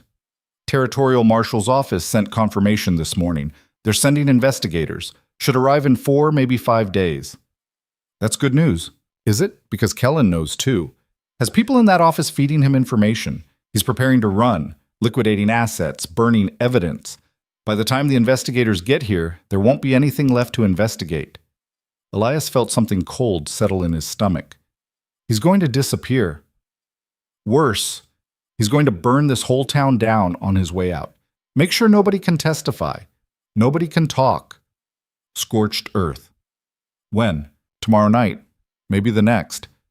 Soon as he can arrange transport and cover his tracks. Then we move tonight. Against 15 armed men? More or less. Tomas sat down heavily. I came here to warn you, tell you to get out while you still could, but I can see you're not listening. Never been good at that. No, I suppose not. Tomas set the rifle on the bar. This was my father's. Only thing of value I own. Figure if you're going to do something stupid, you might as well do it well armed. I can't take that. You can and you will, because I'm too old and too broken to use it properly. But you're young and stupid enough to make it count. Thomas stood. There's one more thing. Kellen has a safe in his office. Documents he couldn't destroy because he needs them for his escape. Bank transfers, property deeds, evidence of bribes. Get into that safe and you've got everything you need to finish this properly. You know the combination? No. But I know the safe. It's a Herring Hall Marvin from the war. My father was a locksmith, taught me some things before he died. Thomas pulled out a slip of paper. These are the weak points. If you can get to it, this is how you open it. Elias took the paper. Why are you helping me? Because you're trying to do what I couldn't, and maybe if you succeed, my daughter's death won't have been completely meaningless. Your daughter? The mind collapse. She was 12, smart as a whip, wanted to be a teacher. Tomas's voice cracked slightly. Kellen paid me off same as everyone else. I took the money and told myself it was practical, that it would help her memory, but all it did was make me complicit. The two men stood in silence for a moment, sharing the weight of loss and regret. If we do this right, Elias said quietly, every father who lost a child to Kellen's greed gets to see justice. It won't bring them back, but it's something. It's more than I've managed in 8 years. Tomas headed for the door, stopped. Vorn? Don't die tonight. Would be a waste. I'll do my best. After Tomas left, Elias checked the rifle. It was old but well-maintained, the kind of weapon that had seen use and knew its purpose. He loaded it carefully, counting rounds. The day crawled by. Holt returned around noon with food. Nobody felt like eating. Rourke came by at 4 to confirm the plan. They went over it again and again, looking for weaknesses, finding them, adjusting. "We're going to die," Holt said at one point, not scared, just stating facts. "Probably," Elias agreed. "Good. Wanted to make sure we were all on the same page." By the time night fell, they were as ready as they'd ever be, which was to say not very. But readiness was relative when you were planning something impossible.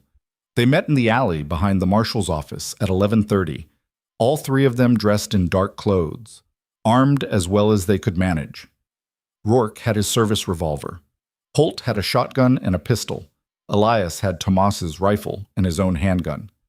"Last chance to back out," Rourke said. Nobody moved. "All right then, let's go ruin some lives." They moved through Silver Ridge like ghosts. The town was quieter than usual. Word had spread that something was coming. People stayed inside. Doors were locked. Windows were shuttered. The smart ones had already left town. The rest were waiting to see which way the wind would blow. Kellen's building loomed ahead. 3 stories of brick and arrogance. Lights burned in the upper windows. Guards at the front entrance, 2 of them, looking bored but alert. Rourke led them around to a side entrance, service door, usually unmanned, usually. Tonight there was a guard, young guy, nervous, probably new. Rourke walked up to him like he owned the place. "Evening, son. Kellen asked me to check the perimeter. You seen anything suspicious?" The guard relaxed slightly, recognized the marshal. "No, sir. Been quiet all night." "Good. Stay sharp." They walked past. The guard didn't question it. Authority was authority. Inside the building was dimly lit. Lamps at intervals, long hallways, closed doors. They could hear voices from somewhere above, footsteps on the floor overhead. Rourke led them to a back staircase. Narrow, meant for servants and people who didn't want to be seen. They climbed quietly. Second floor, more hallways, more closed doors. A guard passed by at the far end. Didn't see them in the shadows. Third floor. This was where it got tricky. Kellen's office was at the end of the main hall. To get there, they had to pass 3 rooms where guards were stationed. Rourke had timed the patrols, but timing was only useful if people stuck to schedules. People rarely did. They moved slowly, carefully. Elias's broken rib made every breath an exercise in control. He focused on staying quiet, staying invisible. They made it past the first room. Empty. Lucky. Second room. Voices inside. Playing cards from the sound of it. The door was closed. Third room. Door open. Guard sitting in a chair, reading a newspaper, not paying attention. They slipped past. Kellen's office was 20 feet ahead. Heavy wooden door. Closed. Probably locked. Probably guarded from inside. Rourke looked at Elias, mouthed, "Ready?" Elias nodded. They were absolutely not ready. But they were out of time for being ready. Rourke knocked on the door. Professional. Official. "What?" Kellen's voice from inside, irritated. "Marshal Rourke, sir. Need to speak with you. It's important." Pause. Then footsteps. The door opened. Kellen stood there looking annoyed. Behind him the office. 2 guards, both armed. Kellen saw Elias and Holt. His expression went from annoyed to furious in half a second. "You," he said. Then everything happened at once. Rourke drew his revolver and aimed it at the nearest guard. "Don't." The guard froze. Elias pushed past Kellen into the office, rifle coming up to cover the second guard. "Hands. Now." The second guard was smarter, or dumber. His hand went for his weapon. Elias fired. The rifle's report was deafening in the enclosed space. The guard went down, clutching his shoulder. Not dead, but out of the fight. Holt slammed the door shut and locked it. "That's going to bring everyone running. Then we work fast." Elias turned to Kellen. "The safe. Open it." Kellen's face had gone pale, but his voice was steady. "You're making a mistake. Not the first time. Safe. Now. You'll never make it out of this building alive. Probably not, but you're not making it out at all unless you cooperate." Footsteps in the hallway, shouting. Someone trying the door handle. "Open this door," a voice from outside. "Mr. Kellen, are you all right?" Kellen looked at the door, looked at Elias, calculating odds. I open that safe, I'm a dead man, he said. You don't open it, you're a dead man right now. At least the first option buys time. More pounding on the door. It was solid, but it wouldn't hold forever. Kellen moved to the safe. Large iron box in the corner. Herring Hall Marvin, like Tomas had said. Kellen's hands were shaking slightly as he worked the combination. The door in the hallway was taking damage now, rhythmic impacts. They were using something as a battering ram. The safe clicked open. Inside, exactly what Tomas had promised. Documents, ledgers, evidence of every crime Kellen had committed for the last decade. All organized, all preserved, insurance for a man who trusted no one. Elias grabbed everything, stuffed it into a leather bag that was sitting nearby. The door splintered. One more hit and it would give. We need to move, Holt said. Now. Rourke pointed to the window. Fire escape. Goes down to the alley. They moved. Kellen tried to grab for the bag. Elias hit him. Not hard enough to kill, just hard enough to make a point. Kellen went down. The door burst open. Guards flooded in. Rourke fired. Once. Twice. Covering fire. Not trying to kill, just trying to slow them down. Elias got the window open. The fire escape was iron, rusty.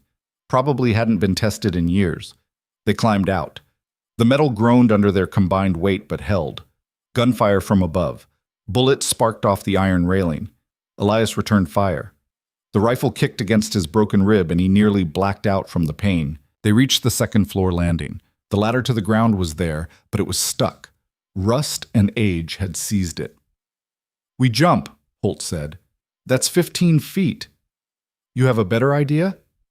Elias didn't. They jumped. Elias hit the ground hard. Rolled. Felt something give in his chest. The broken rib had just gotten worse. Maybe punctured something. Hard to tell when everything already hurt. Holt landed better. Helped Elias up. Rourke was last. He hit, stumbled, kept moving. They ran into the alley. Behind them, guards were already coming down the fire escape. The alley opened onto a side street. Horses were there. Holt had arranged it. Smart planning. They mounted. Elias could barely stay upright, but he managed. They rode. Not out of town. That would have been smart, but smart wasn't the goal anymore. They rode to the center of Silver Ridge, to the town square where everyone could see. Elias pulled up, dismounted, nearly fell, stayed on his feet through sheer stubbornness. People were watching now, doors opening, windows showing faces.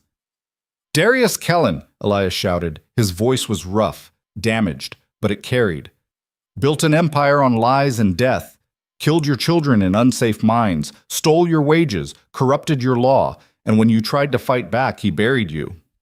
More people emerging. The crowd was growing. Elias held up the bag. Everything he's done, every crime, every bribe. It's all here. And tomorrow, it goes to the territorial marshal, the federal investigators, everyone who can make him answer for what he's done. Kellen's guards were coming. Horses, guns. But they slowed when they saw the crowd. You've lived in fear long enough, Elias continued. Told yourselves there was nothing you could do, that fighting back would just get you killed. Maybe that's true, but at least you'll die standing up instead of on your knees. Silence. Then someone in the crowd spoke up. A miner. He's right. I'm tired of being afraid. Another voice. My brother died in that collapse. Kellen paid us to stay quiet. I took the money and hated myself for it. More voices. The crowd was finding courage. Kellen himself appeared, on horseback, surrounded by guards. His face was twisted with rage. Arrest that man, he shouted at Rourke. He assaulted me, stole my property. Do your job, Marshal. Rourke looked at Kellen, then at the crowd, then at his badge. No, he said simply. Kellen's expression went from rage to disbelief. What? I said no. You don't own me anymore. You don't own this town. And you're going to answer for everything you've done. The crowd was growing bolder, stepping forward, surrounding Kellen's guards. Not violent, just present, just refusing to move. Kellen saw it happening, saw his power crumbling in real time. Kill them, he ordered his guards. All of them.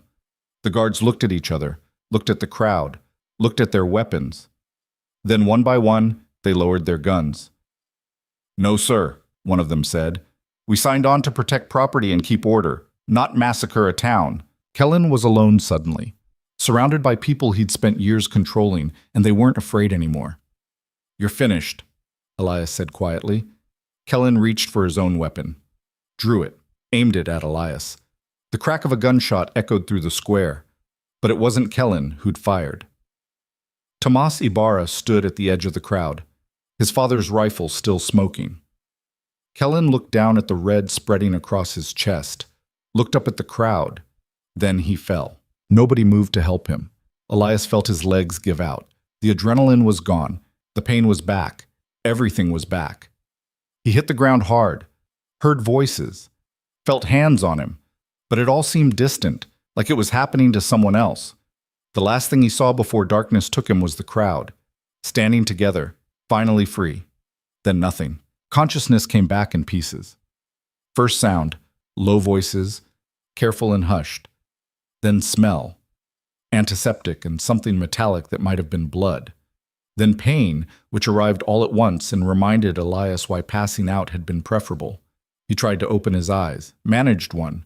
The other was swollen shut. A ceiling, wooden beams, lamplight flickering against plaster that had seen better decades. He's awake, someone said. Female voice. Unfamiliar. Footsteps. Then a face appeared above him. Middle-aged woman with gray streaking through dark hair. She had the no-nonsense expression of someone who'd seen too much suffering to be impressed by more of it. Don't try to move, she said. You've got 3 broken ribs, possible internal bleeding, and enough contusions to make a medical textbook. Moving is a bad idea. Elias tried to speak. His throat was too dry. She held water to his lips. He drank. Where am I? His voice came out rough. Damaged. My house. I'm Dr. Catherine Marsh. Closest thing this town has to a proper physician, which isn't saying much. She checked his pulse, professional and detached. You've been out for 2 days. Honestly surprised you woke up at all. Kellan, dead, died in the town square in front of half of Silver Ridge. Tomas Ibarra's facing questions about it, but nobody's pushing too hard. Self-defense is the official story. Everyone's sticking to it. Elias processed that. 2 days gone. Anything could have happened. The documents? Safe. Marshal Rourke has them. Territorial investigators arrived yesterday. They're going through everything now. Turns out, when you hand federal agents a complete record of corruption, bribery, and criminal negligence, they take it seriously. Dr. Marsh adjusted the bandages around his chest. You're a hero to half this town, and a troublemaker to the other half. Congratulations on that. Where's Holt? Downstairs. Hasn't left since we brought you here. Man's determined to make sure you don't die after he went through all the trouble of keeping you alive. She stood. I'll send him up. But you need rest. Your body's been through trauma that would have killed most people. Don't waste my work by being stupid. She left. Elias stared at the ceiling and tried to reconcile the fact that he was still breathing with the certainty he'd had that he wouldn't be. Holt appeared a few minutes later. He looked tired, older, like he'd aged years in the days Elias had been unconscious. You look terrible, Holt said, sitting in the chair next to the bed. Feel worse? Good. Means you're still human. Holt poured water from a pitcher, handed it over. Thought you were dead when you hit the ground. So did everyone else. Dr. Marsh said your heart stopped twice on the way here. She got it going again. Stubborn woman. Wouldn't let you quit. Remind me to thank her. You can do it yourself when you're not half dead. Holt leaned back, exhaustion evident in every line of his body. Things have been interesting while you were sleeping. The investigators are dismantling Kellen's operation piece by piece. Turns out when you keep meticulous records of your crimes, it makes prosecution really easy. They've arrested 12 people so far. More coming. What about the town? Chaos. Good chaos, mostly. People are realizing they don't have to be afraid anymore. Some are celebrating, some don't know what to do with themselves. Spent so long being controlled they forgot what freedom looks like. There have been fights, arguments about who knew what and when, who profited, who just survived. It's messy. Always is. Yeah. Holt was quiet for a moment.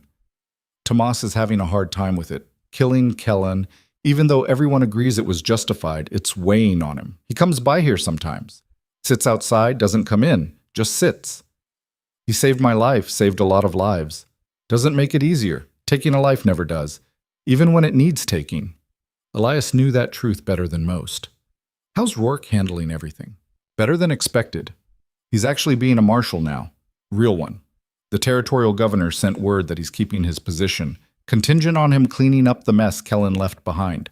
Rourke seems determined to do exactly that. It's like he finally remembered who he wanted to be. The door opened again. Rourke himself walked in, wearing his badge like it meant something now. "Heard you were awake," the marshal said. "Figured I should check in before you tried to leave town without saying goodbye." "Wasn't planning on leaving." "Liar. You're the leaving type, I can tell." Rourke pulled up another chair. "The federal people want to talk to you. Get your statement. You're a material witness to about 40 different crimes. They're going to need details." "I'll give them what they need." "Good. Because this isn't over yet." Kellen's operation had reached beyond Silver Ridge, people in other towns, other territories. Some powerful people are going to be very unhappy when all this comes out. You made enemies. Not the first time. Maybe not, but these ones have resources. You should consider staying gone once you're healed up. Elias didn't answer that. Staying gone was what he'd been doing for years. One town after another, never settling, never connecting, just moving and trying to outrun the things that couldn't be outrun. Over the next week, Elias healed slowly. Dr. Marsh was strict about rest and medication and not doing anything stupid. He ignored her advice when he could and paid for it when he couldn't. The federal investigators came. 2 serious men in suits who asked detailed questions and took copious notes. Elias told them everything: the ambush in the saloon, the evidence from Tomas, the chase across the desert, Copper Springs, the final confrontation. They wrote it all down with the mechanical precision of people who'd heard worse and would hear worse again. "This will take months to fully prosecute," one of them said. "Maybe years. Kellen's network was extensive, but you've given us the foundation. That counts for something." They left. Elias went back to staring at the ceiling and wondering what came next. Tomas finally came inside on the 8th day. He knocked softly, waited for permission, entered like he wasn't sure he belonged. "Heard you were recovering," Tomas said. He stayed near the door, ready to leave. "Trying to." "Good. That's good."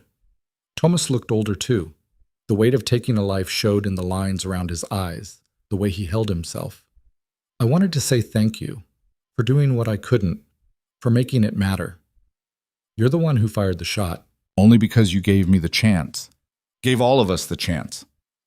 Tomas finally moved closer, sat on the edge of the chair like he might need to run. "I keep thinking about my daughter, about whether she'd be proud of what I did or ashamed. Can't figure it out. She'd be proud. You stood up when it counted. That's all anyone can ask." "Is it? Because I spent 8 years not standing up. 8 years taking money and telling myself there was nothing I could do. One good moment doesn't erase all that." Elias understood that feeling, lived with it daily. "No, it doesn't. But it's still worth something. You can spend the rest of your life hating yourself for what you didn't do, or you can spend it trying to do better. Both hurt, but one at least moves forward." Tomas was quiet for a long time. "You're leaving when you're healed up, aren't you?" "That's the plan." "Where will you go?" "Don't know yet. Somewhere else. Somewhere that needs someone." "What about staying? Silver Ridge could use someone like you. We're trying to rebuild, trying to figure out what we are without Kellen controlling everything. Could use help with that." "I'm not the staying type." "No," Tomas agreed. "I suppose not. But if you ever change your mind, you'd be welcome here." After Tomas left, Elias thought about that. About staying. About being part of something instead of just passing through. The idea felt foreign, uncomfortable, like wearing someone else's clothes. Holt came by that afternoon with news. "Investigators finished going through the documents," he said. "Found evidence connecting Kellen to operations in 6 other towns. They're sending teams to investigate. Your little adventure here is turning into something bigger." "That's good?" "Is it? Because those other towns have their own versions of Kellen, their own systems. This is going to get uglier before it gets better." "Better ugly truth than comfortable lies." "Maybe." Holt sat down heavily. "Sarah sent word from Copper Springs. The people who attacked us there have scattered. Most ran when they heard Kellen was dead. Loyalty only goes so far when the money stops. And the ones who didn't run? Local law is handling it. Turns out when you remove the corruption at the top, the people underneath remember how to do their jobs. The days continued. Elias got stronger. Graduated from bed to chair to walking short distances. His ribs still hurt, but the sharp edge had dulled to something manageable. Dr. Marsh pronounced him healing adequately and warned him that adequate wasn't the same as healed. "You push too hard, you'll undo everything," she said. "Your body needs time." "How much time?" "More than you're willing to give it, I'm sure." She wasn't wrong. 2 weeks after the confrontation, Elias was well enough to walk through Silver Ridge on his own. The town had changed, subtle shifts that added up to something significant. People made eye contact now, talked openly about what had happened, argued about the future without fear of reprisal. The mining company had new management, local people who'd been promoted from within after the investigators cleared them of involvement in Kellen's crimes. They were implementing actual safety measures, fair wages, the things that should have been standard all along. The bank was under federal oversight until they could establish clean leadership. People who'd lost money to Kellen's manipulation were filing claims.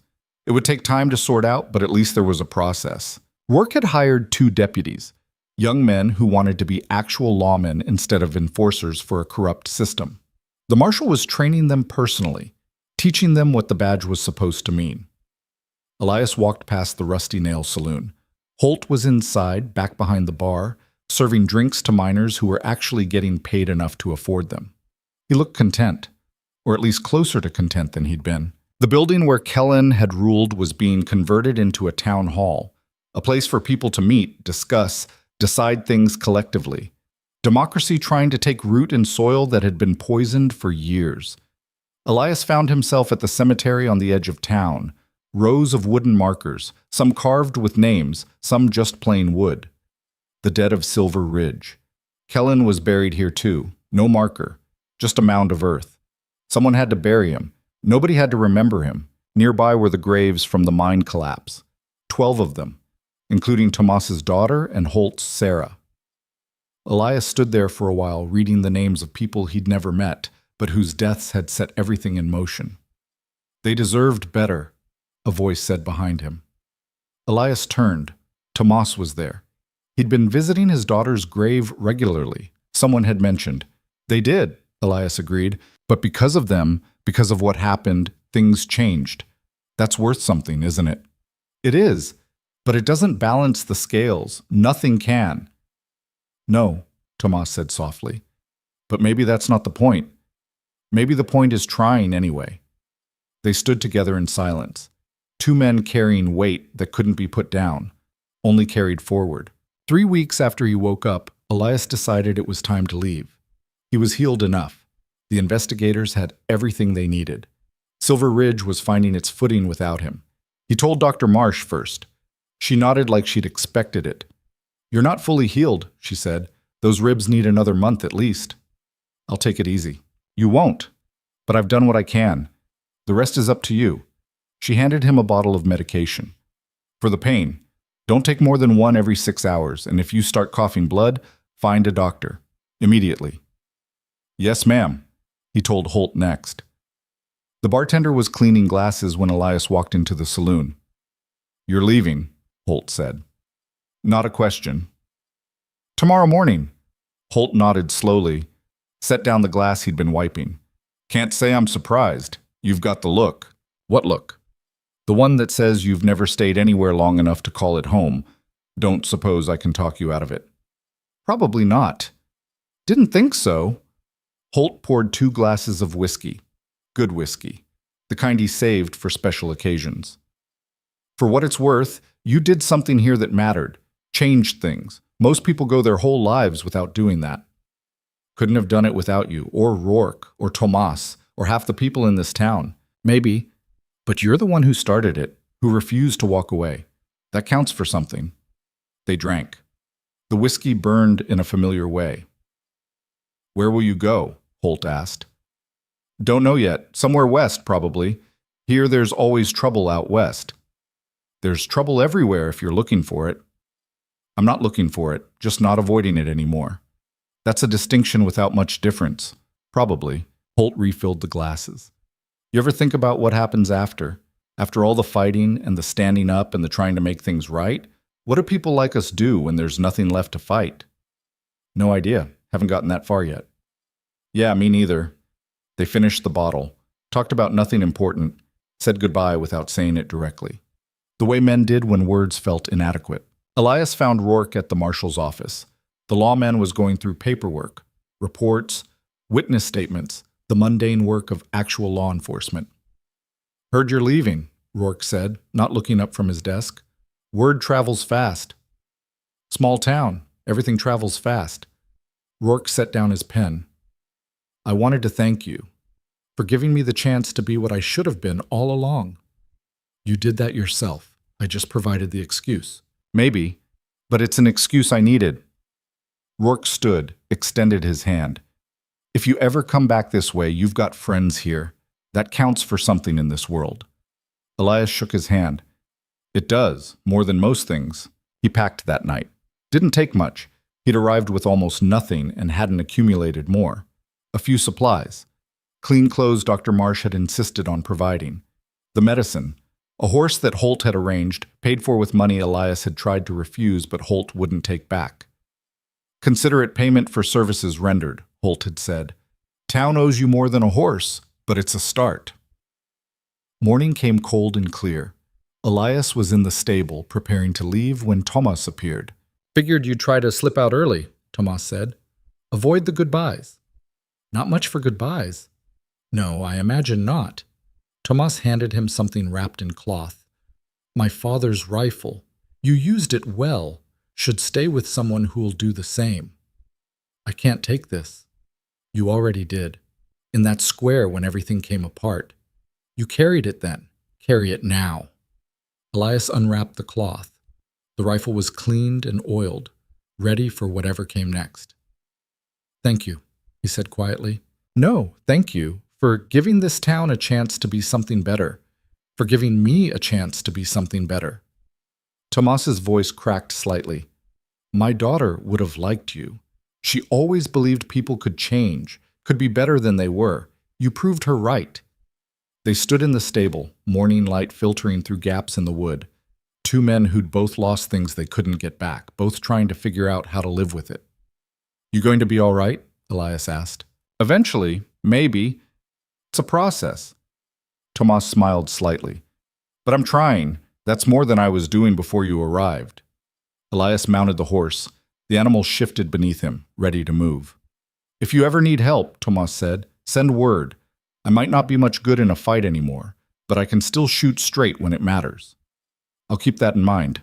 Elias rode out of Silver Ridge as the sun cleared the eastern hills. The town was waking up, smoke from chimneys, voices calling greetings, the sounds of normal life resuming. Behind him, people who were trying to build something better from the ruins of what had been. He didn't look back. Looking back never helped. The road west was the same rough trail he'd ridden in on.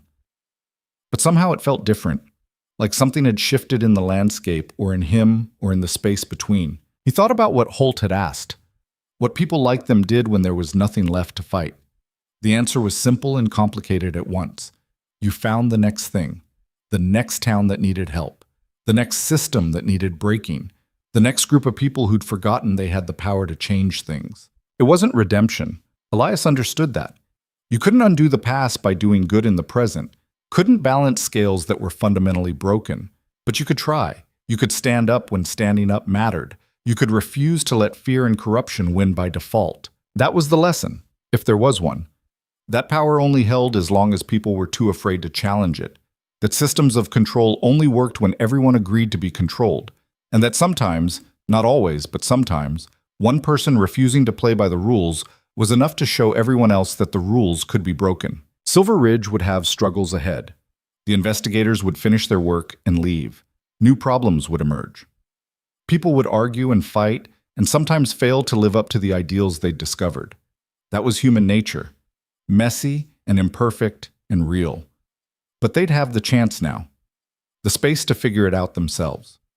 Without someone standing over them deciding their worth based on profit margins. That was worth something. Elias rode for hours. The desert opened up around him, vast and indifferent and beautiful in its harshness. He thought about where he'd go next, what he'd do, who he'd be when he got there. The answers would come. They always did.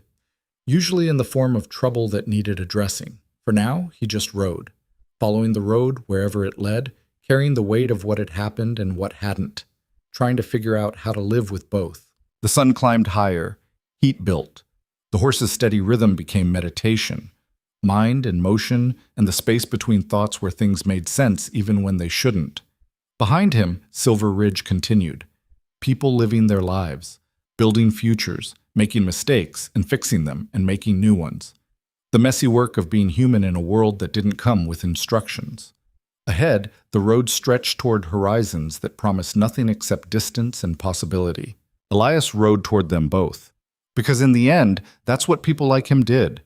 They moved forward. They stood up when it mattered. They broke systems that needed breaking and refused to let fear win. It wasn't perfect. It wasn't clean. It didn't fix everything or solve all problems or make the world suddenly fair. But it was something. And sometimes, in places where nothing felt possible, something was enough. The desert wind picked up, carrying dust and the smell of sage. Somewhere ahead, another town waited. Another group of people who'd forgotten they had power. Another system that needed someone willing to say no. Elias would find it, or it would find him. Didn't much matter which. What mattered was being ready when it happened. He adjusted the rifle across his saddle, checked that the horse was handling the terrain, kept moving. The sun moved across the sky. Shadows shifted. The world turned. And somewhere between where he'd been and where he was going, Elias Vorn disappeared into the landscape like he'd never been there at all. Just another stranger passing through. Just another man trying to balance scales that couldn't be balanced. Just someone who'd decided that if you couldn't undo the past, you could at least try to make the present count for something. The road continued. So did he.